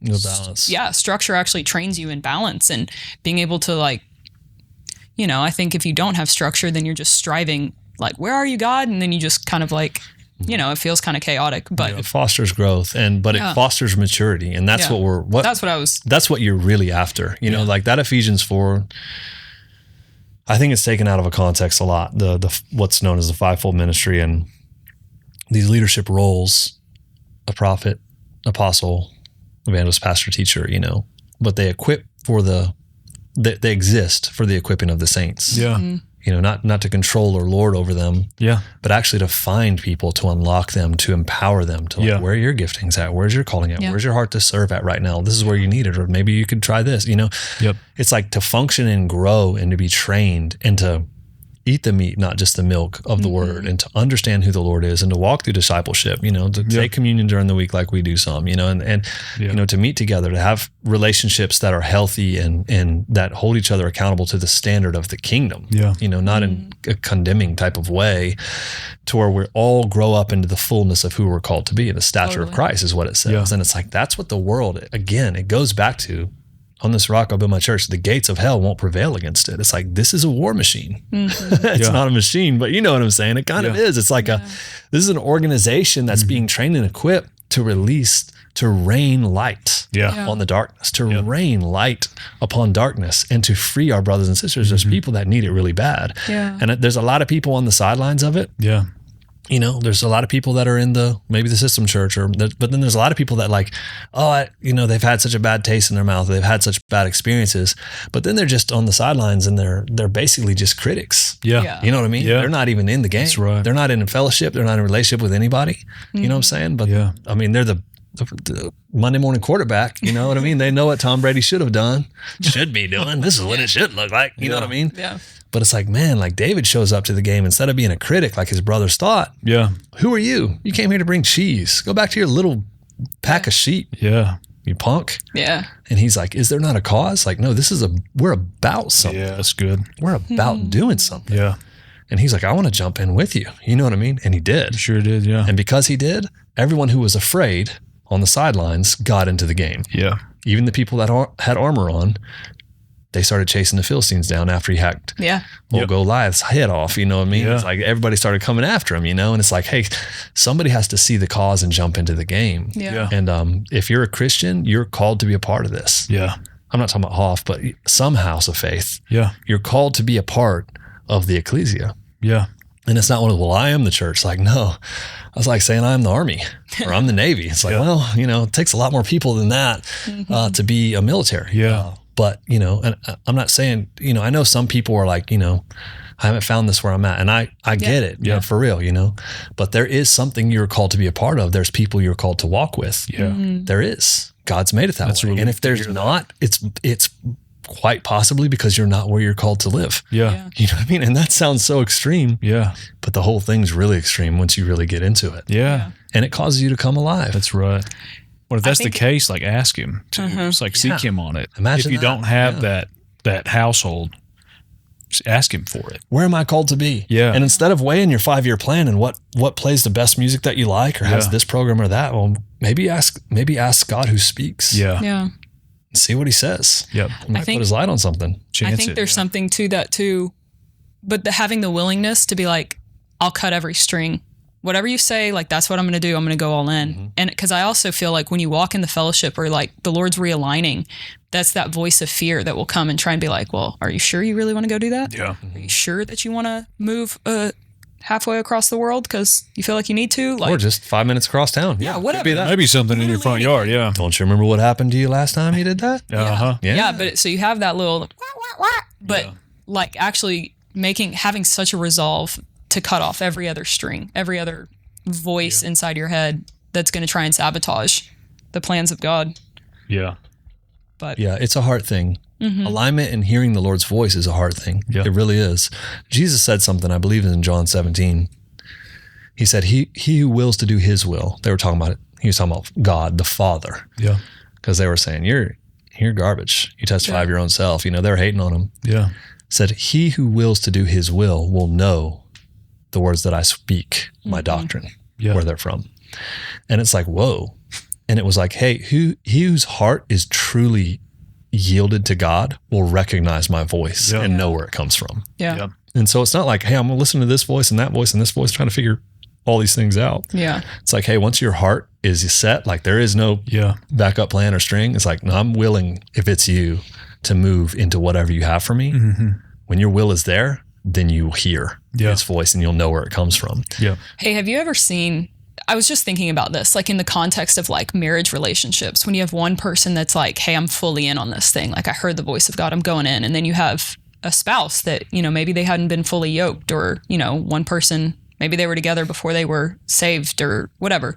How have you seen that like affect the fellowship? Have you seen that like, I mean, it affects everything. I mean, it's important. I mean, what does that look like? Have you been able to like, I know with me and navigate Nicole, some of that? man, I can just say like, there was times when, you know, but she was down for the Lord as I was, you know, we were Christians once we got married, you know, I was saved by then. So our heart was like Christianity, basically, like the Lord is my shepherd version of Christianity, where it's like, no, whatever he has, like, that's what I want to do. And so, and her heart was as well. It wasn't just I'll follow you, you know what I mean? Type of thing. Yeah. And so there were times when we were called to start things or move from one place to another, and we would both pray about it. You know what I mean? And I know I've heard a lot of people talk like that. Hey, the Lord spoke to me, but I'm going to ask him to speak to my wife. You know what I'm saying? I think that's a good way to go. Yeah. In that scenario, you know what I mean? But yeah, I mean, we just mentioned Moses. Yeah. Moses gets called by the Lord, meets God in the burning bush. Yeah. The angel of the Lord, which is Jesus, the embodiment of Yahweh. You know, he's there. Take off your sandals, Moses. It's a holy ground. And Exodus 3 and 4. And it's like, so he starts talking to him. It's like, you're going to go and confront Pharaoh. Which is, that's instant. The gates of hell won't prevail. Yeah. Hey, nice to meet you. Time to go get into a fight. Moses is scared to death. With the most powerful person in the world. Yeah, right. Yeah. And I'm going to deliver your people from them. Yeah. And then we're going to go, and there's all these Canaanites, Hittites, Jebusites, all these people in the promised land. Then we're going to fight them. Like, real monsters. Yeah. Like, none of this sounds good or peaceful. It's the valley of the shadow. Yeah. And there's monsters over there too. There's Nephilim over there. So that's going to be really wild. Like, oh gosh, who is this crazy fire talking God of mine, you know, God of my fathers. But, you know, it says, God tells him, go and threaten Pharaoh. Yeah. Yeah. In one verse. In the very next verse, it says God sought to kill him on his way there. Yeah. And it's just like, what? That's where you could get the bipolar if you see him through that tree. Yeah, if you see him through that tree. And that is the way they recorded it. Mm-hmm. But what ends up happening is the Lord on his way there stands in the way. Yeah. And obviously wasn't there to kill him, and just was telling him where to go. Yeah. Yeah. And Zipporah, his wife, literally circumcises their son and throws it at the feet of the angel of the Lord. Yeah. And says, I am a wife of blood to him. He is a husband of blood to me. And I think that kind of maybe answers that question a little bit. It can be a little hairy, but what ends up happening is she throws that bloody, you know, thing at the feet of the angel of the Lord, and it was like this. The door was opened again. Yeah. And it wasn't that he wasn't going to kill him, but I believe it's like, hey, but I do think like, hey, if you guys need to be on the same page. Yeah. Totally. It's not Moses's culture and then your wife from the Midianite woman that you've married, her culture and her son. Like, it's the culture of him and his forefathers, Abraham, Isaac, and Jacob. And Abraham had that covenant from God and started circumcision in Genesis 17. So it was like, hey, like they're coming with you, but they need to be in alignment with this reality. Mm-hmm. In covenant relationship with me, because there's not going to be room to be dancing on the other side of the tracks once you start confronting darkness. It's going to take you out. Yep. Yeah. And that's what it really was. Right. That's what it really was. Yeah. The way it's written, there's so many times where the Lord defeated the Israelites, you know, by the hand of the Philistines or by, there's things that are said, and it's just like, the Lord didn't, it's like their hearts went after other gods, and they went and started fights and got whipped. Yeah. And then it says the Lord defeated them by the hands, you know? And so people look at that and be like, well, God, you know, it's like, no, it's their choices caused them to go into fight without God's covering, and they got smacked. You know what I mean? And it's like, that's how it's written. And it is a nice, they're taking responsibility in a sense. These people didn't beat us. Yeah. God allowed us to be beat because of us. Yeah. So that's good. But at the same time, this isn't, I've decided to kill you. One verse later on your journey here. I changed my mind. It's like, hey, no, there is a progression of this in your walk, where even in that situation, that marriage had to come into unity. Of like, okay, this is the God. We're in covenant with this God, not just Moses. Like, we are aligning into covenant with this God, and we're moving forward. And I believe it's for their safety. Yeah. But that's another thing about the gates of hell. You know what I mean? It's just like, hey, it's not like God just want to punish. It's like, hey, like you won't be used by the Lord to confront darkness because you won't be able to confront darkness. Yeah. If you have holes in your, you know what I mean? If you have doors unlocked in your house and left open, it's like, don't go on the other side of the tracks because there's going to be access.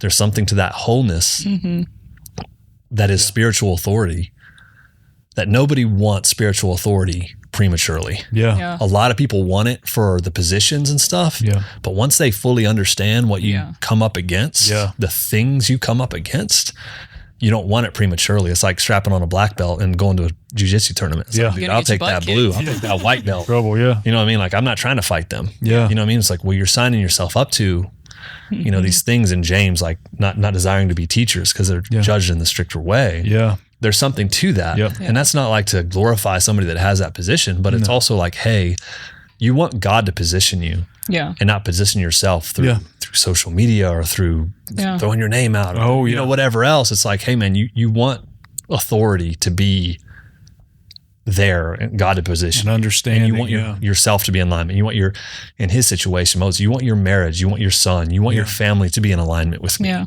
before you're going to do this. Cause now you're stepping up against the king cobra. Yeah. Well, and you're in full, there is real unity. Yeah. You know, like to me, it is the marriage covenant. The marriage covenant is the picture of like the wholeness with the Lord. It's like, that's what the picture That is what it is. Is like, it is totality. The two come in one flesh. Yeah. That were separated. But now you have literally, to me, like your home base matters the most, more than anything else. It's like manage and dig into your marriage if you're married. Like, it's valuable. It's super valuable. Yeah. Because if you don't have it, you'll be very limited. Yeah. And that's just all I can say there. But I mean, you'll just be very limited to where you can walk and what you can fully do. But I think it's brilliant. People hate to hear that kind of thing. You know what I mean?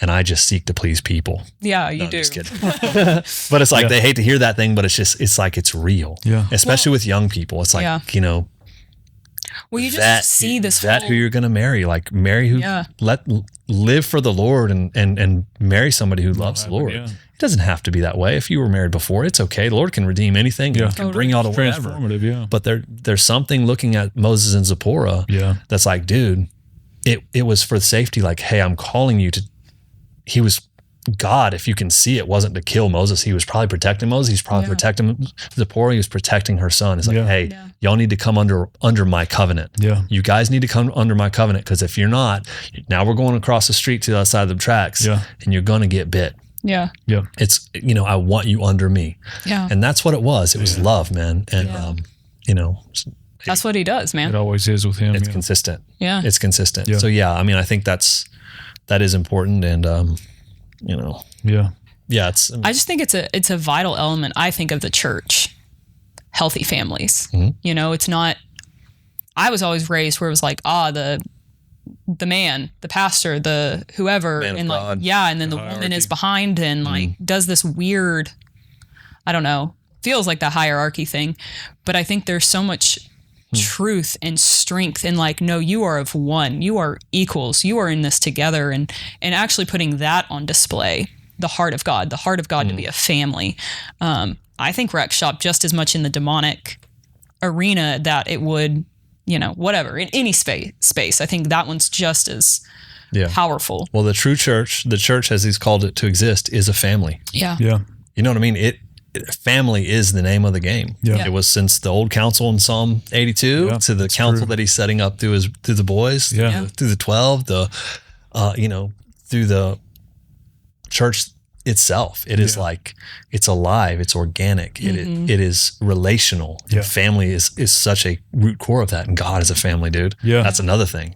What do we say? John 14:20, it's like, you will know in that day that I'm in my Father, but you're also in me.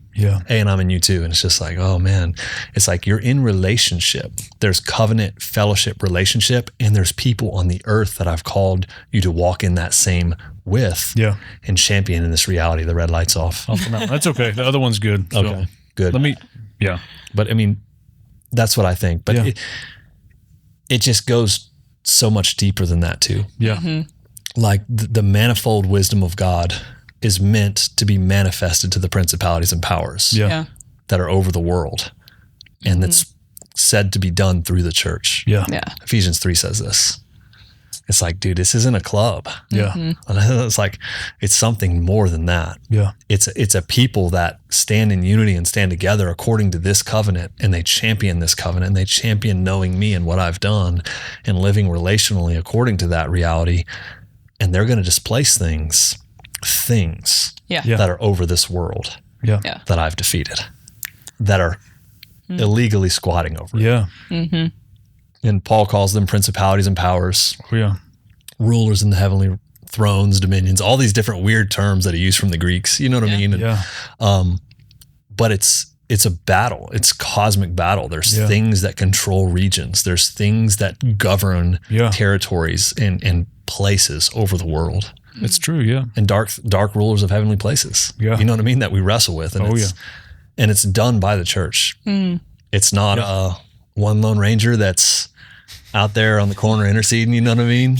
Yeah, firing his that's all guitar I'm guns. Yeah, you know what I mean? Oh yeah. And but that's another about weird things that happen, you know. But it's one of those things, man. It's just like something that you experience on that side of the tracks, but also stuff that you hear about from weird charismatic religious people that are just like, no, dude, that ain't it. Yeah. Yeah. That's another talk for another day. But I mean, it's real. Yeah. I mean, the church is called to have drastic impacts over regions, Yeah. and I think many of them are called to do different things. Yeah. You know, it's not a one size fits all. It's multifaceted. Yeah. Yeah, it really is.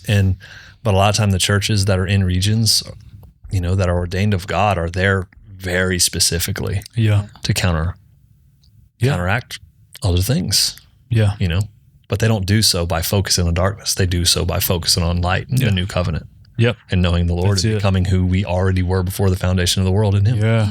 You know what I mean? it. And unlocking people. That's it. So It's Yeah. brilliant. It is. yeah, It's a brilliant way. and it's fun. Yeah. Yeah.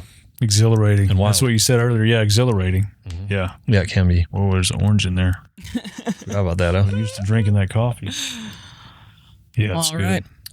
You got anything else? I just, I know there's people that watch this stuff they kind of feel like they're alone, like they don't have a household, and they're probably watching this right now, like through there. Like, what would you say? How would you encourage that person that's like, even somebody that's just hasn't experienced anything, but they're just like seeking it, or somebody that maybe has experienced the Lord and is like, oh crap, I don't have anything.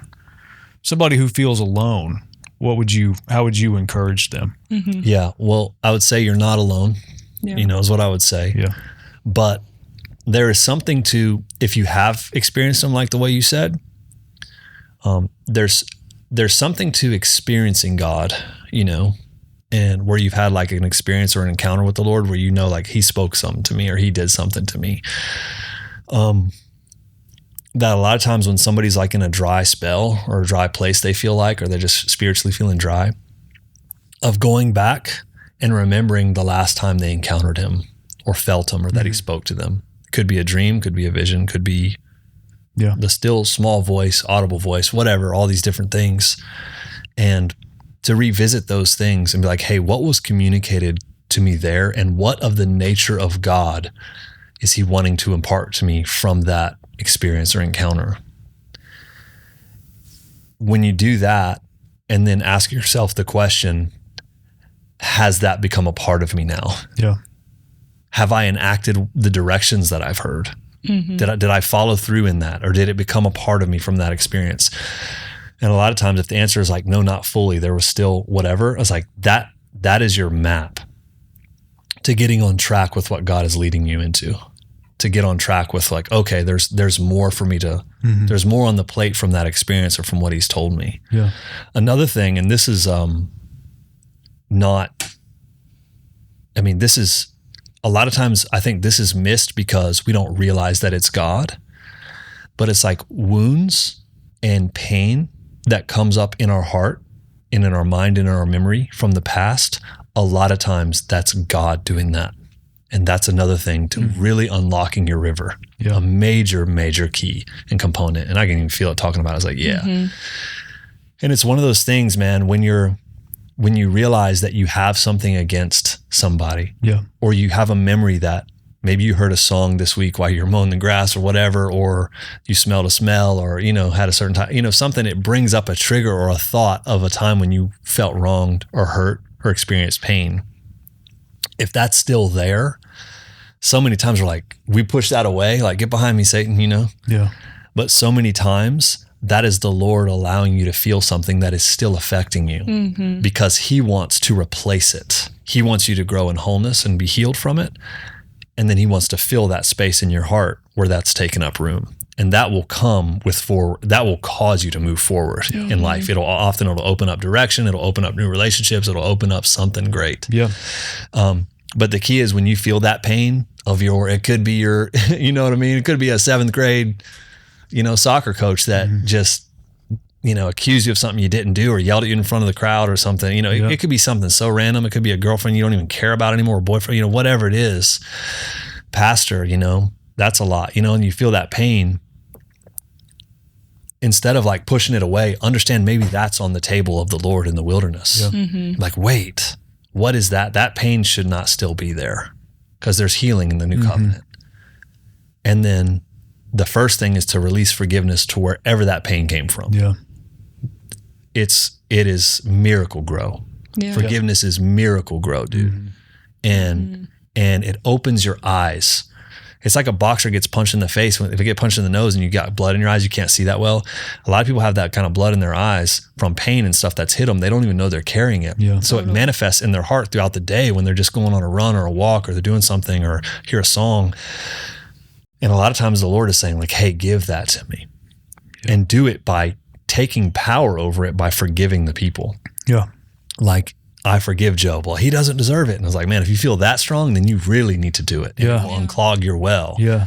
But it's like, release that forgiveness. Like, hey, I forgive Joe or Sammy or Samantha or whatever, just imaginary, whoever it is. I release forgiveness to that person. And Lord, I ask that you would heal me where that has taken up room within my heart. Yeah. You might have to do that 10 times for 10 days in a row. I don't know. Yeah. As long as it comes up, whenever it comes up. Yeah. But eventually, that wholeness will start to happen. That's good. And you'll be able to imagine those people or those situations and be like, they were doing the best they could. They didn't know better. Yeah. Or maybe they were dealing with something that I didn't know about. I choose to forgive them, and it won't steal and steer your life, and you'll hear clear. Yeah. And you'll be processing through it with the shepherd, with the Lord. And that's the plate that the shepherd has. And then he'll lead you onto your next step or your next phase. And it could be a move geographically. It could have just been in your heart was the move that needed to happen. And then the doors opened up around you that he had for you. Yeah. You know what I mean? But to the Lord, a day is as 1,000 years, and 1,000 years is as a day. Yeah. Peter wrote that. And it's just like, there's this, God can do something in a day that we would think would take us 1,000 years to accomplish. Yeah. But we have to be faithful and take up the authority of this covenant. That's the bread and that's the wine. Yeah. We don't withhold forgiveness. We don't allow wounds to stay in our hearts. Yeah. I think I called you one day to process some stuff, and I thought it's the most brilliant piece of advice. It's definitely in line with what you're saying, but you were like, we play by a different game. It's not about like any strategic move that you're trying to make, or, I was trying to figure out like a business deal, and you were like, yo, that's not what we do. Like that, we play by a different rule. And you were like, what's the Lord cultivating in your heart? It's about the heart. And when you said that, I was like, oh yeah, like it shook me out of thinking in terms of this carnal realm to where it was like, oh, there is actually an issue of like a pain of the past that the Lord was actually trying to knock on, that I was just so locked in on this specific situation that I couldn't see another way. Yeah. And I think that's so beautiful. It's like when you walk this walk, you walk by a different way. You don't even have to worry about like logistics of stuff. Yeah. They actually all come when you deal with the pains and you deal with the wounds, and the doors are easy for him to open. Yeah. He doesn't give a flip about that. He's button pushers. What you said. Yeah. This place yields. The whole reality. It bends and yields to him. Yeah. And him inside of you is the glory. And so it's like when we're cultivating that relationship with him inside of us, by not holding unforgiveness, by not holding on to pains and wounds. Sometimes we're not holding on to them. We just don't understand that, hey, there's a way to release forgiveness and be free of it. Yeah. Or you may not even realize it's still there until he comes in. Yeah. That's what you were saying earlier, like knowing him and knowing his ways. One of his ways is, hey, this is a hard issue. Yeah. Like forgive him. Inside out. But like the forgiveness thing too, it's like the offense is okay to feel that. It's like sitting there and not hold it in your hands. Hold that slimy mess in your hands and say, I feel disgusting, but I choose to release that person. Yeah. While I'm holding it in the very midst of it, it's like, I don't care. I choose to forgive that person. Because As nasty as denial. it feels. Denial is the hyper-religious live in denial. Yeah. A lot of what masquerades as like prophetic or spirituality and all these different things, it's really just being overly spiritual to avoid what is reality. Yeah. You know what I mean? It's an excuse not to, take responsibility. And but to take responsibility, sometimes to disown something, we have to acknowledge, we have to own that we are holding on to it or we have it. Yeah. Instead of just being in denial and be like, Shundai Hyundai, this ain't mine. It's like, there's something to acknowledging like, no. Okay, so I am holding this. Yeah. I'm taking ownership of the fact that this ain't mine, but I'm holding it like it is mine. Right. Yeah. And I need to, if I want to disown something, I have to acknowledge that I own it. Yeah. You know what I mean? Yeah, that's right. I've started to get really excited when those things come up because it's like, I'm getting lighter. It's like every time he pokes on something, it's like, oh, I didn't even realize I was carrying that weight. Like, man, I'm really glad. Like, I'm just glad he's letting me know, like, I have this extra weight that I actually don't need. I actually heard that example about like, when Jesus did the parable of like the camel, like going through the eye of the needle, that was actually about in the wall that there was a place that the camels would go in, but they couldn't go in if they had any baggage on them. Yeah, they actually had to down. They had to strip them all the way down for the camel to get into the city. Yeah.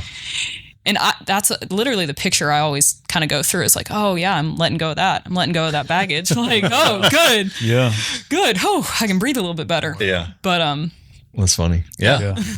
it was just The things that maybe we used to avoid, Acknowledge. we're excited to acknowledge. Yeah. 'Cause Yeah. If you avoid, it's because you think God's going to condemn Totally. you. That's right. Like, oh no, I found a snake in my house. How do I hide it? Yeah. Which is an entirely It's like, different but a arena. little kid would find the snake in the house that doesn't belong there, Yeah. grab Run it by to the dad. neck and run to dad. Hey, look what I found. Yeah. I know this shouldn't be here. Yeah. You're right, it shouldn't. Yeah. How do we get rid of this? Yeah. Here, give it to me. Yeah. Okay. Yeah. Because he wants it. You know what I mean? Yeah. I know he doesn't condemn me for having it. He knows that it's there. Yeah. Yeah. Peter's like, Yeah. even if they all deny you, Yeah. I sure won't. These rednecks might. Yeah. These clowns might, but I won't. Yeah. It's like, dude, you're going to deny me the most. Yeah. Yeah. He knew that. It's like, Yeah. I know what's in you. Yeah. You don't know. Yeah. And guess what? Satan's going to help us out here because Yeah. he's asked to sift you. Yep. But I prayed for you, so you're going to be fine. Yeah. So like even he's under control and on a leash. Yeah. Devil's attacking. It's like, nah, I'm going to use what he's doing, and it's going to be brilliant and beautiful. Yep. To And then free you yeah, and to actually set you up, just like it did Peter. Yeah. set him right on up. Next Set thing you him know, up. Acts Yeah. 2. Yeah. Ladies and gentlemen, Yeah. you may think these people are drunk this morning, but they're not. This is Joel 2 Yeah. happening. Yeah. It was like, that was cussing Peter, denying Peter, Sailor Peter. Yeah. cussing like a sailor Peter a few weeks ago. Yeah. And now he's up there leading the whole game, dude. Yeah. Yeah. And he knew God had seen it happen. Yeah. Yeah. I qualified you even though I knew that. Yeah. Yeah. I think a massive key is like he's not afraid of our messes. The way that we sometimes feel, shame or it's like, dang, I shouldn't make that mess or I should be past that. Or, you told me that. And I was like, God, that's a brilliant phrase. Like should equals shame. And it's like the more that you play in that game, it will trap you. It does cause you to withdraw from the fellowship or pull back. You can't even extend the right hand of fellowship to people when you're coiled up because you're just so clouded in shame. And I think that's the number one thing that actually causes people to pull back. It is can't fear, know and but be it is, known. yeah. Because they have to put the mask on and when it's time to be known. Yeah. Yeah. It's like they're just knowing your alter ego. Yeah. Yeah. Not you. Yeah. The shame that they're carrying though, really. It's a mask. Yeah. Yeah. But it's a beautiful way we have. Yeah. Yeah. It is. I really It's an do. ancient way, really. Yeah. I didn't know. That's good. It's the The everlasting ancient path. Yeah. Yeah. I just think, it was foretold forever ago. Yeah. You know what I mean? And it really was, not for, Yeah. but thousands of years ago. Yeah. Yeah. And I think, I don't know, to me, it just makes perfect sense. The way it looks and the way it's administered and the way it's built and the way it should be, Yeah. but it's like, it's easy to be, social media voice the church should be this and that and this and that, you know. It's a whole nother reality to step into relationship with people Yeah. and to really try to implement what the Bible says. Yeah. And so that's why I don't like church hate at all, man. Yeah. I don't like it. Even, you know, I know so many people are wounded by it, and I fully get it, you know. And I also know that a lot of people talk bad about the church or church people or, you know, all these different things. I know what their experience has been, and so I get it. Yeah. It's like, yeah, dude, I get it. I know that that's what you've experienced. You know what I mean? Yeah. But at the same time, I think there's probably a lot more of the good than people realize. Yeah. Yeah.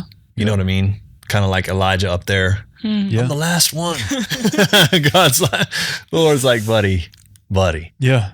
there's thousands haven't bowed their knees to Baal. Yeah. And he's like, what? That's good. Well, I'm the last one. Yeah. Like, no, there's thousands who have not. Yeah. So go ahead, go get Jehu. He's going to be wild. There's a young guy named Elisha. Yeah. He's going to be wild.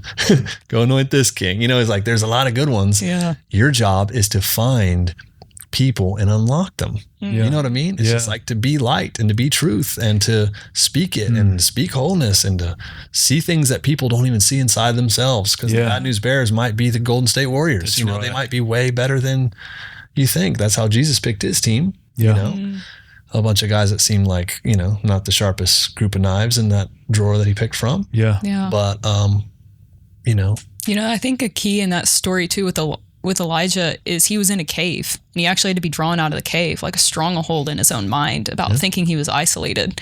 And when he allowed himself to get out of that, that's when he even set that out, you know, Yeah. and he retreated. You know, I mean, there were legitimate threats. I mean, yeah, even I mean, the demon appeared Jezebel to spirit him. is the most powerful spirit that I've ever experienced. Yeah. I've never encountered a demon that scared me the way a Jezebel did once when I encountered that. Yeah. And I never thought that would be the case because you think, oh, that's the pretty gal in the red dress on the front row trying to seduce somebody. You know what I mean? That's what you think. But it's like, no, this is an ancient level of witchcraft that drove the greatest prophet of that day, Yeah. you know, Yeah. to run and hide. Yeah. And, you know, he pops her bubble. Yeah. Her and Ahab's bubble, but at the same time, and its name's not really Jezebel. It's just what we've kind of adopted it Yeah. as. Wait, so it's not just a woman? No, and definitely not. Well, Yeah. Yeah. Jezebel and Ahab were both in alignment with that demonic spirit. Yeah. So I mean, it was a male female, you know, partnership there. Yeah. But I mean, she was definitely the witch, and there's definitely attributes like that. But it's not about a male female thing. That's for darn sure. Yeah. Yeah. And you know, King Herod and his brother Philip's wife, you know, who ended up trying to cut John's head off, you know, by her daughter dancing around.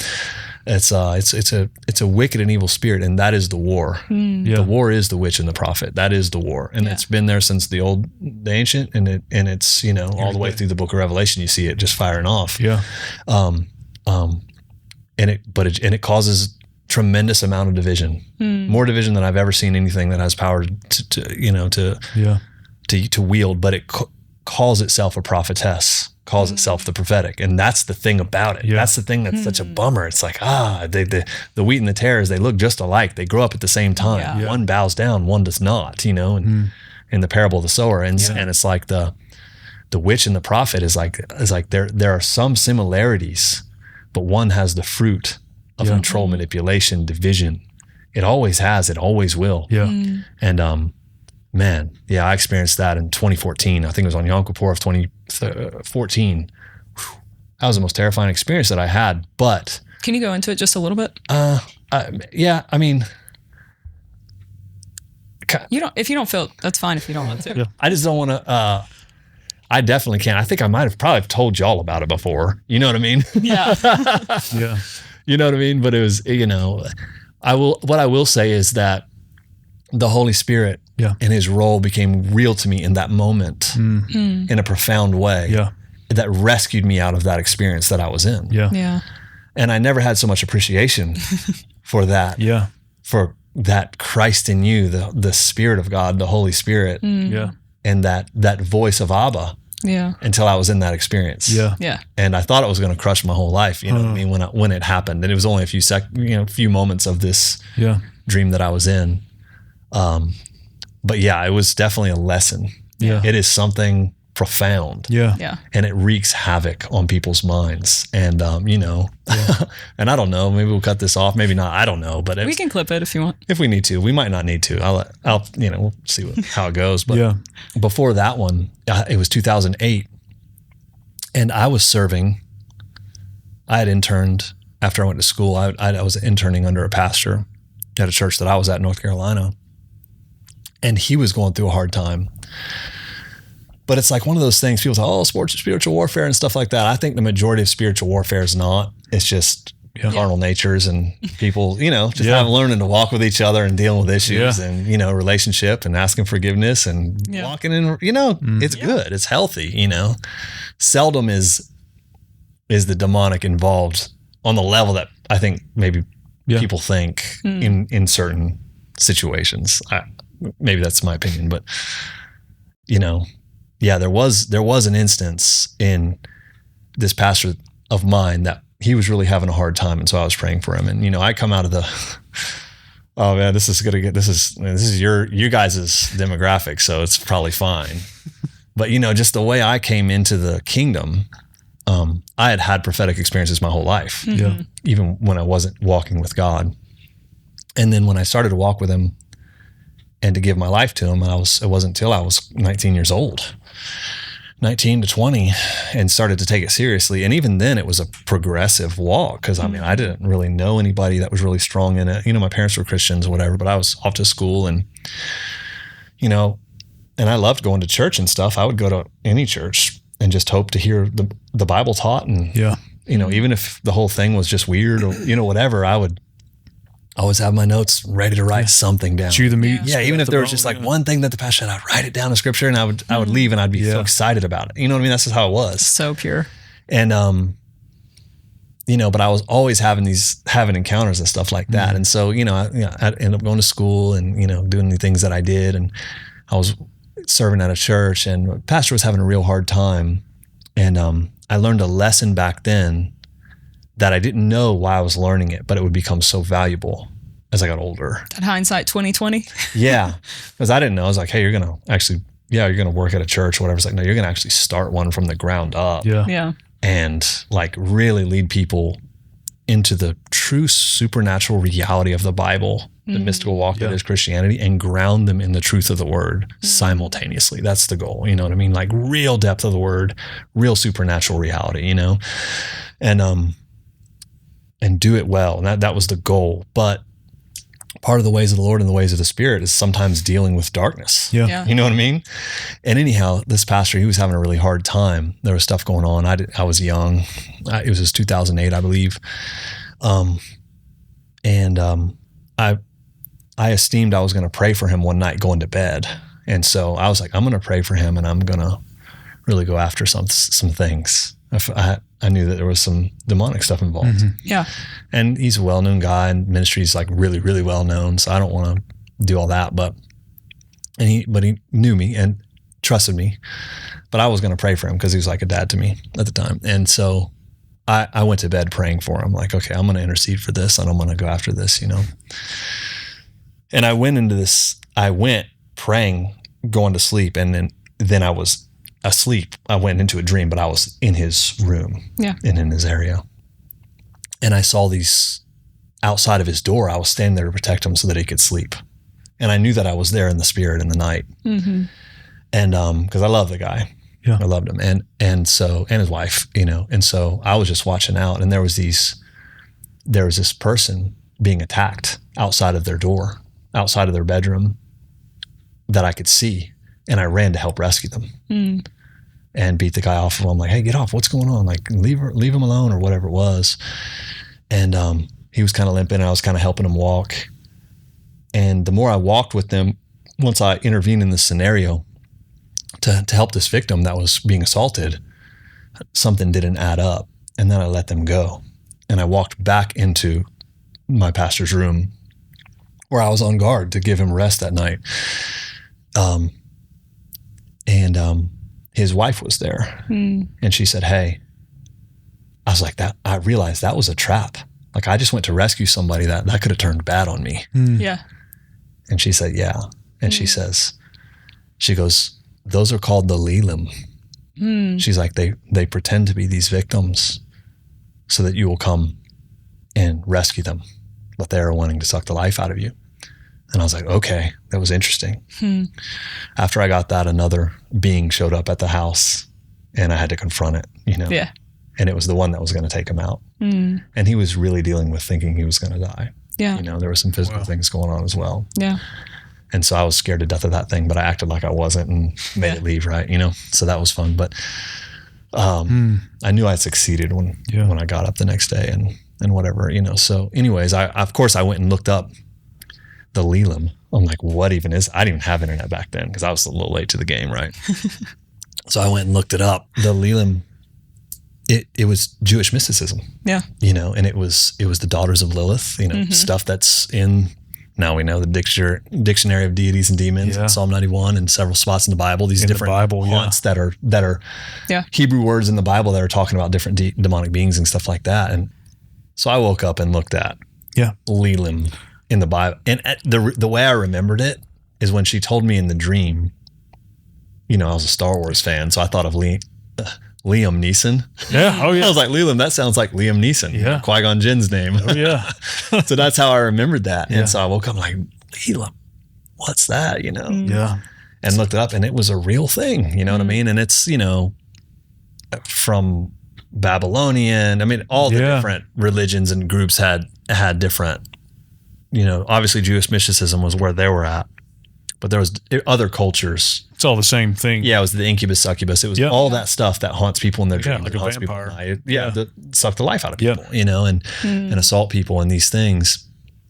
And I remember waking up and realizing like, oh my gosh, that's real. Yeah. That stuff is real. And that's kind of thing has happened to me a handful of times. I wouldn't say a lot, but a handful of times where you meet or run into something, good things, sometimes not, and then discover them. Yeah. In the Bible, the Lord shows you, hey, this is real. And he gives you those signposts like this is actually real. And so, I remember looking back to that dream and that experience and looking that up in the Bible and looking that up on the internet and then the Bible lately, once I was older and just seeing, I think we were talking about the Jezebel spirit, which I think is attributed to way more than probably it should be. Yeah.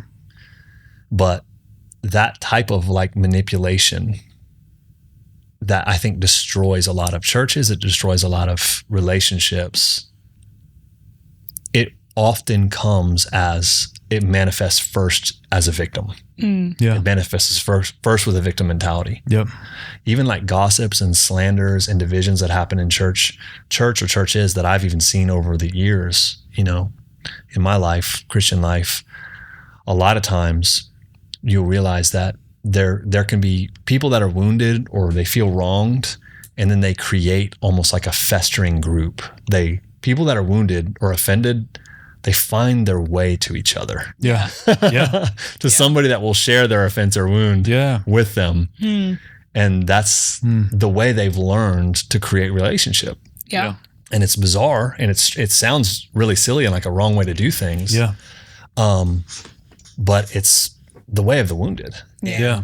And in that dream, one thing that I was learning is like, hey, a lot of that victim mentality, I've been assaulted, a lot of it's the bait for something else dark that really wants to control. It really wants to do harm. Yeah. And cause division and cause strife and cause split. I'll cause all that straight down the middle. Yeah. And that spirit, it masquerades as a prophet, and it was prophetic and spiritual and all these things. Yeah.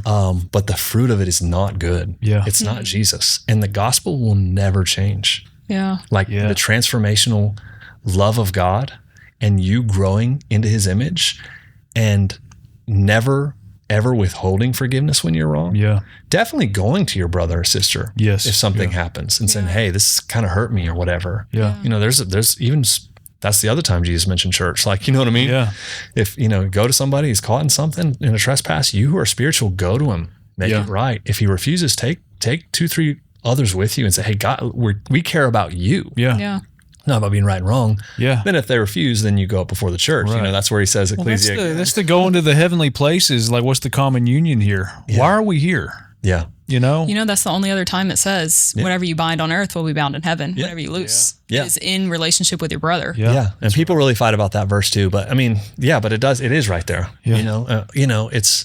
There's something there. But I don't even know how we got on that old Jesse. I guess because we're talking about Elijah. Yeah. Yeah. Elijah getting up there on the mountaintop, having his mind just. That's Yeah. right. But he, in a sense, single-handedly, him and the Lord, Yeah. with no brothers with him, no sisters, you know what I mean? By himself, single-handedly demonstrated the reality of God, his name. The Lord is Yah, is Jehovah. His name manifested in his being, and he fought something that was really controlling an entire nation. Massive. Yeah. And then that thing pointed its laser beams of At him, yeah. witchcraft at him and drove him off for a while. You know what I mean? Yeah. And then he realized he wasn't alone. Yeah. He realized, okay, the still small voice, that's proximity. That's not Yep. whisper. It's just because he was He's so close to him. Yes. Yeah. And so he let him know. But anyhow, I even that, one of those type of strange, experiences that ended up becoming something very real was a lesson to be learned of hey, the bread and the wine. Yeah. The body was broken for you. The blood was shed to reverse everything. There is no victims in this game. Yeah. We are more than conquerors. We're not even conquerors. We're actually more than conquerors. Yeah. So there's never even excuse to be a victim. Yep. Even if you're wronged, it's like you have forgiveness, the power to be whole. Yeah. That's right. You have the ability to speak to your brothers or sisters. You have to, in relationship, that's what's valuable. The whole covenant was about that with God and with our family. Yeah. And it's like there's authority and there's light in there. And I think so many people that are on the outsides just taking shots, just haters, they're called to be players in the game, and maybe just got a little bit of turned around. And it's not that they weren't wounded.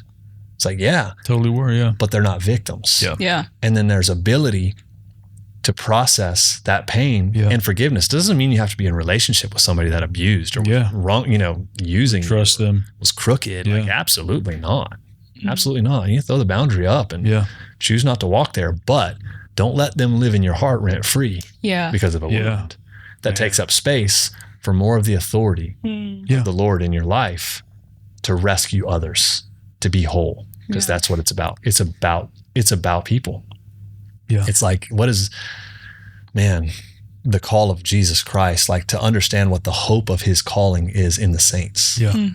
The treasure, the way he loves people that we're called to love, that we're called to see, the way he values and loves people, even that we think are despicable or we're ticked off about them, or we think the ones that are using people. Yeah. Yeah. It's just like, hey, but they're even trapped in something in darkness. And we're called to walk in such wholeness that reconnaissance pulls them out. That's it. Comes out of agreement with that dark stuff. Yeah. When you said that, it made me think like if they're living rent free and you're, because I've been in that place where you just kind of wrestle, and it's like, I think a litmus test, if you will, is when you call to mind that person's name, do you get excited for their future? Do you get excited? Like, can you actually bless them and actually see the good for them? Or do you see the pain still? If you still see the pain, or you're kind of like, or like you want to withdraw or whatever, that's how you can kind of tell. And I think a massive key in that is actually bless them, ruthlessly bless them, and actually pray the plans and purposes over God, over their life, And I had that happen about a year ago. There were some characters, very shady characters, and I felt like they were going to maybe target me or do something wrong or steal or leech, do something against me. And anyways, I had this that's disgusting. I pray against that. I break that. I pray against it. And then the Lord just kind of dropped this into my head of hey, why don't you just cut all the crap and just bless them? Yeah. He's like, skip to the real good part. Just bless them. Yeah. And I was like, oh my gosh. And it felt so difficult, but it felt so right. And I was like, that is the answer to this. And the difficulty was the forgiveness taking its root in you. Yeah. But that's the Beatitudes, man. Bless That was those who curse you. Yeah. And it's for like, those who spitefully use you. That's the right way. Yeah. Because there will be people. Yeah. Yeah. People, they'll try to sabotage what you're doing. Yeah. You know what I mean? And it's like, hey, They'll hate you. they don't know what they're doing. Yeah, that's right. You know what I mean? And it's like, hey, man, maybe this is an opportunity for me to be in alignment with you, Lord. Maybe I am off a little bit. Is there a way? Like, know my heart, but you know what? I will not hold unforgiveness towards them. That's it. You know what I mean? And I won't return curse for bless. Yep. Yeah. And that is a purging. You know, that is a purging of the soul and spirit that will yield spiritual authority in this realm. Oh, yeah. And if you can catch it in the middle of it, Yeah. it's like, oh, this is why I'm here. And there's hopeful. I get flip this thing from comes the in. heart. Yeah, dude. That's what it is. I've always seen it. It's like, man, I've so appreciated when I've been in those spaces because it's like, I'm actually letting them encounter God. When you flip and bless somebody, you're letting, like, that's the gates of hell. You're actually like storming something They're in the vicinity that's already of around something, them. And you're actually letting an invitation of God surround them. Like, Because they're involved in it. yeah. Yeah. Yeah, because we're all connected. You know, like there is no separation. Like we are all made in him and through him. Yeah. So you're actually you're inviting the whirlwind to be amplified, I think. Yeah, it's good. Well, let's do the it's kind of like we're from the fabric of Hoff. And I had somebody tell me this a couple of weeks ago. Said, I just said, yeah, I don't know what I would do without it. Like I found it and I knew I was supposed to be there. Like there's not another way. And they're like, no, you'd have found something else. And I was like, no, it's like intrinsically part of my story. I know it. It's my house. And so we're of the fabric of it. Well, you hated on it at first. I know. Yeah, I know it. No. Before you knew, you're like, I don't want to go to that. Before I knew, and there's just a little hint of like, you got nothing else to lose. Just go. Maybe Just try it. Probably not. You'll prove them wrong. Just go. Love it. But we're from the fabric of it. Yeah. And so to all of our listeners, kind of even starting this whole podcast off, like wanting to be a safe place to even talk about some stuff, like whether it's Bigfoot or whatever. But we're of the fabric of Hoff. And so thank you for starting it. Yeah. For sure. It's my house. It's your house. And super mega thankful for it. But just share Hoff has a podcast. All the messages that Daniel does every Sunday, nobody else does them that way. That's what you do. And they're all available on the podcast. You mean he just quotes scripture literally the entire time? Well, dude, you open the thing up like with Moses on Sunday. It's so good. I felt you read these stories and you grow up with the cartoons of them, but I felt the weight and the significance of the whole situation. It's like, yeah, now go threaten the world power here because of what I said, And it's like, you'll know it's me when I fulfill it, like when it happens. But you tell it and you see it and you share it and display it in a way that lets other people eat off of it. Yeah.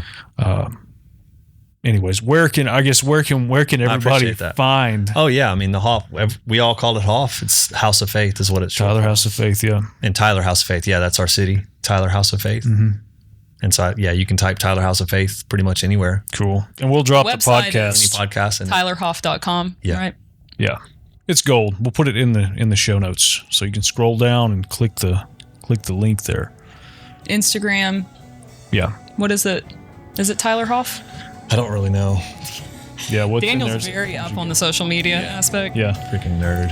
I'm an old soul, dude. Yeah. Yeah. Yeah. Yeah, it's there. It's in the show notes. It's somewhere. Cool. That's good. Well, thank you for coming. Yeah, man. Yeah. Dig It's it. fun. If you enjoyed this episode of the Ancient Way podcast, drop us a like, share with your friends, share with your family.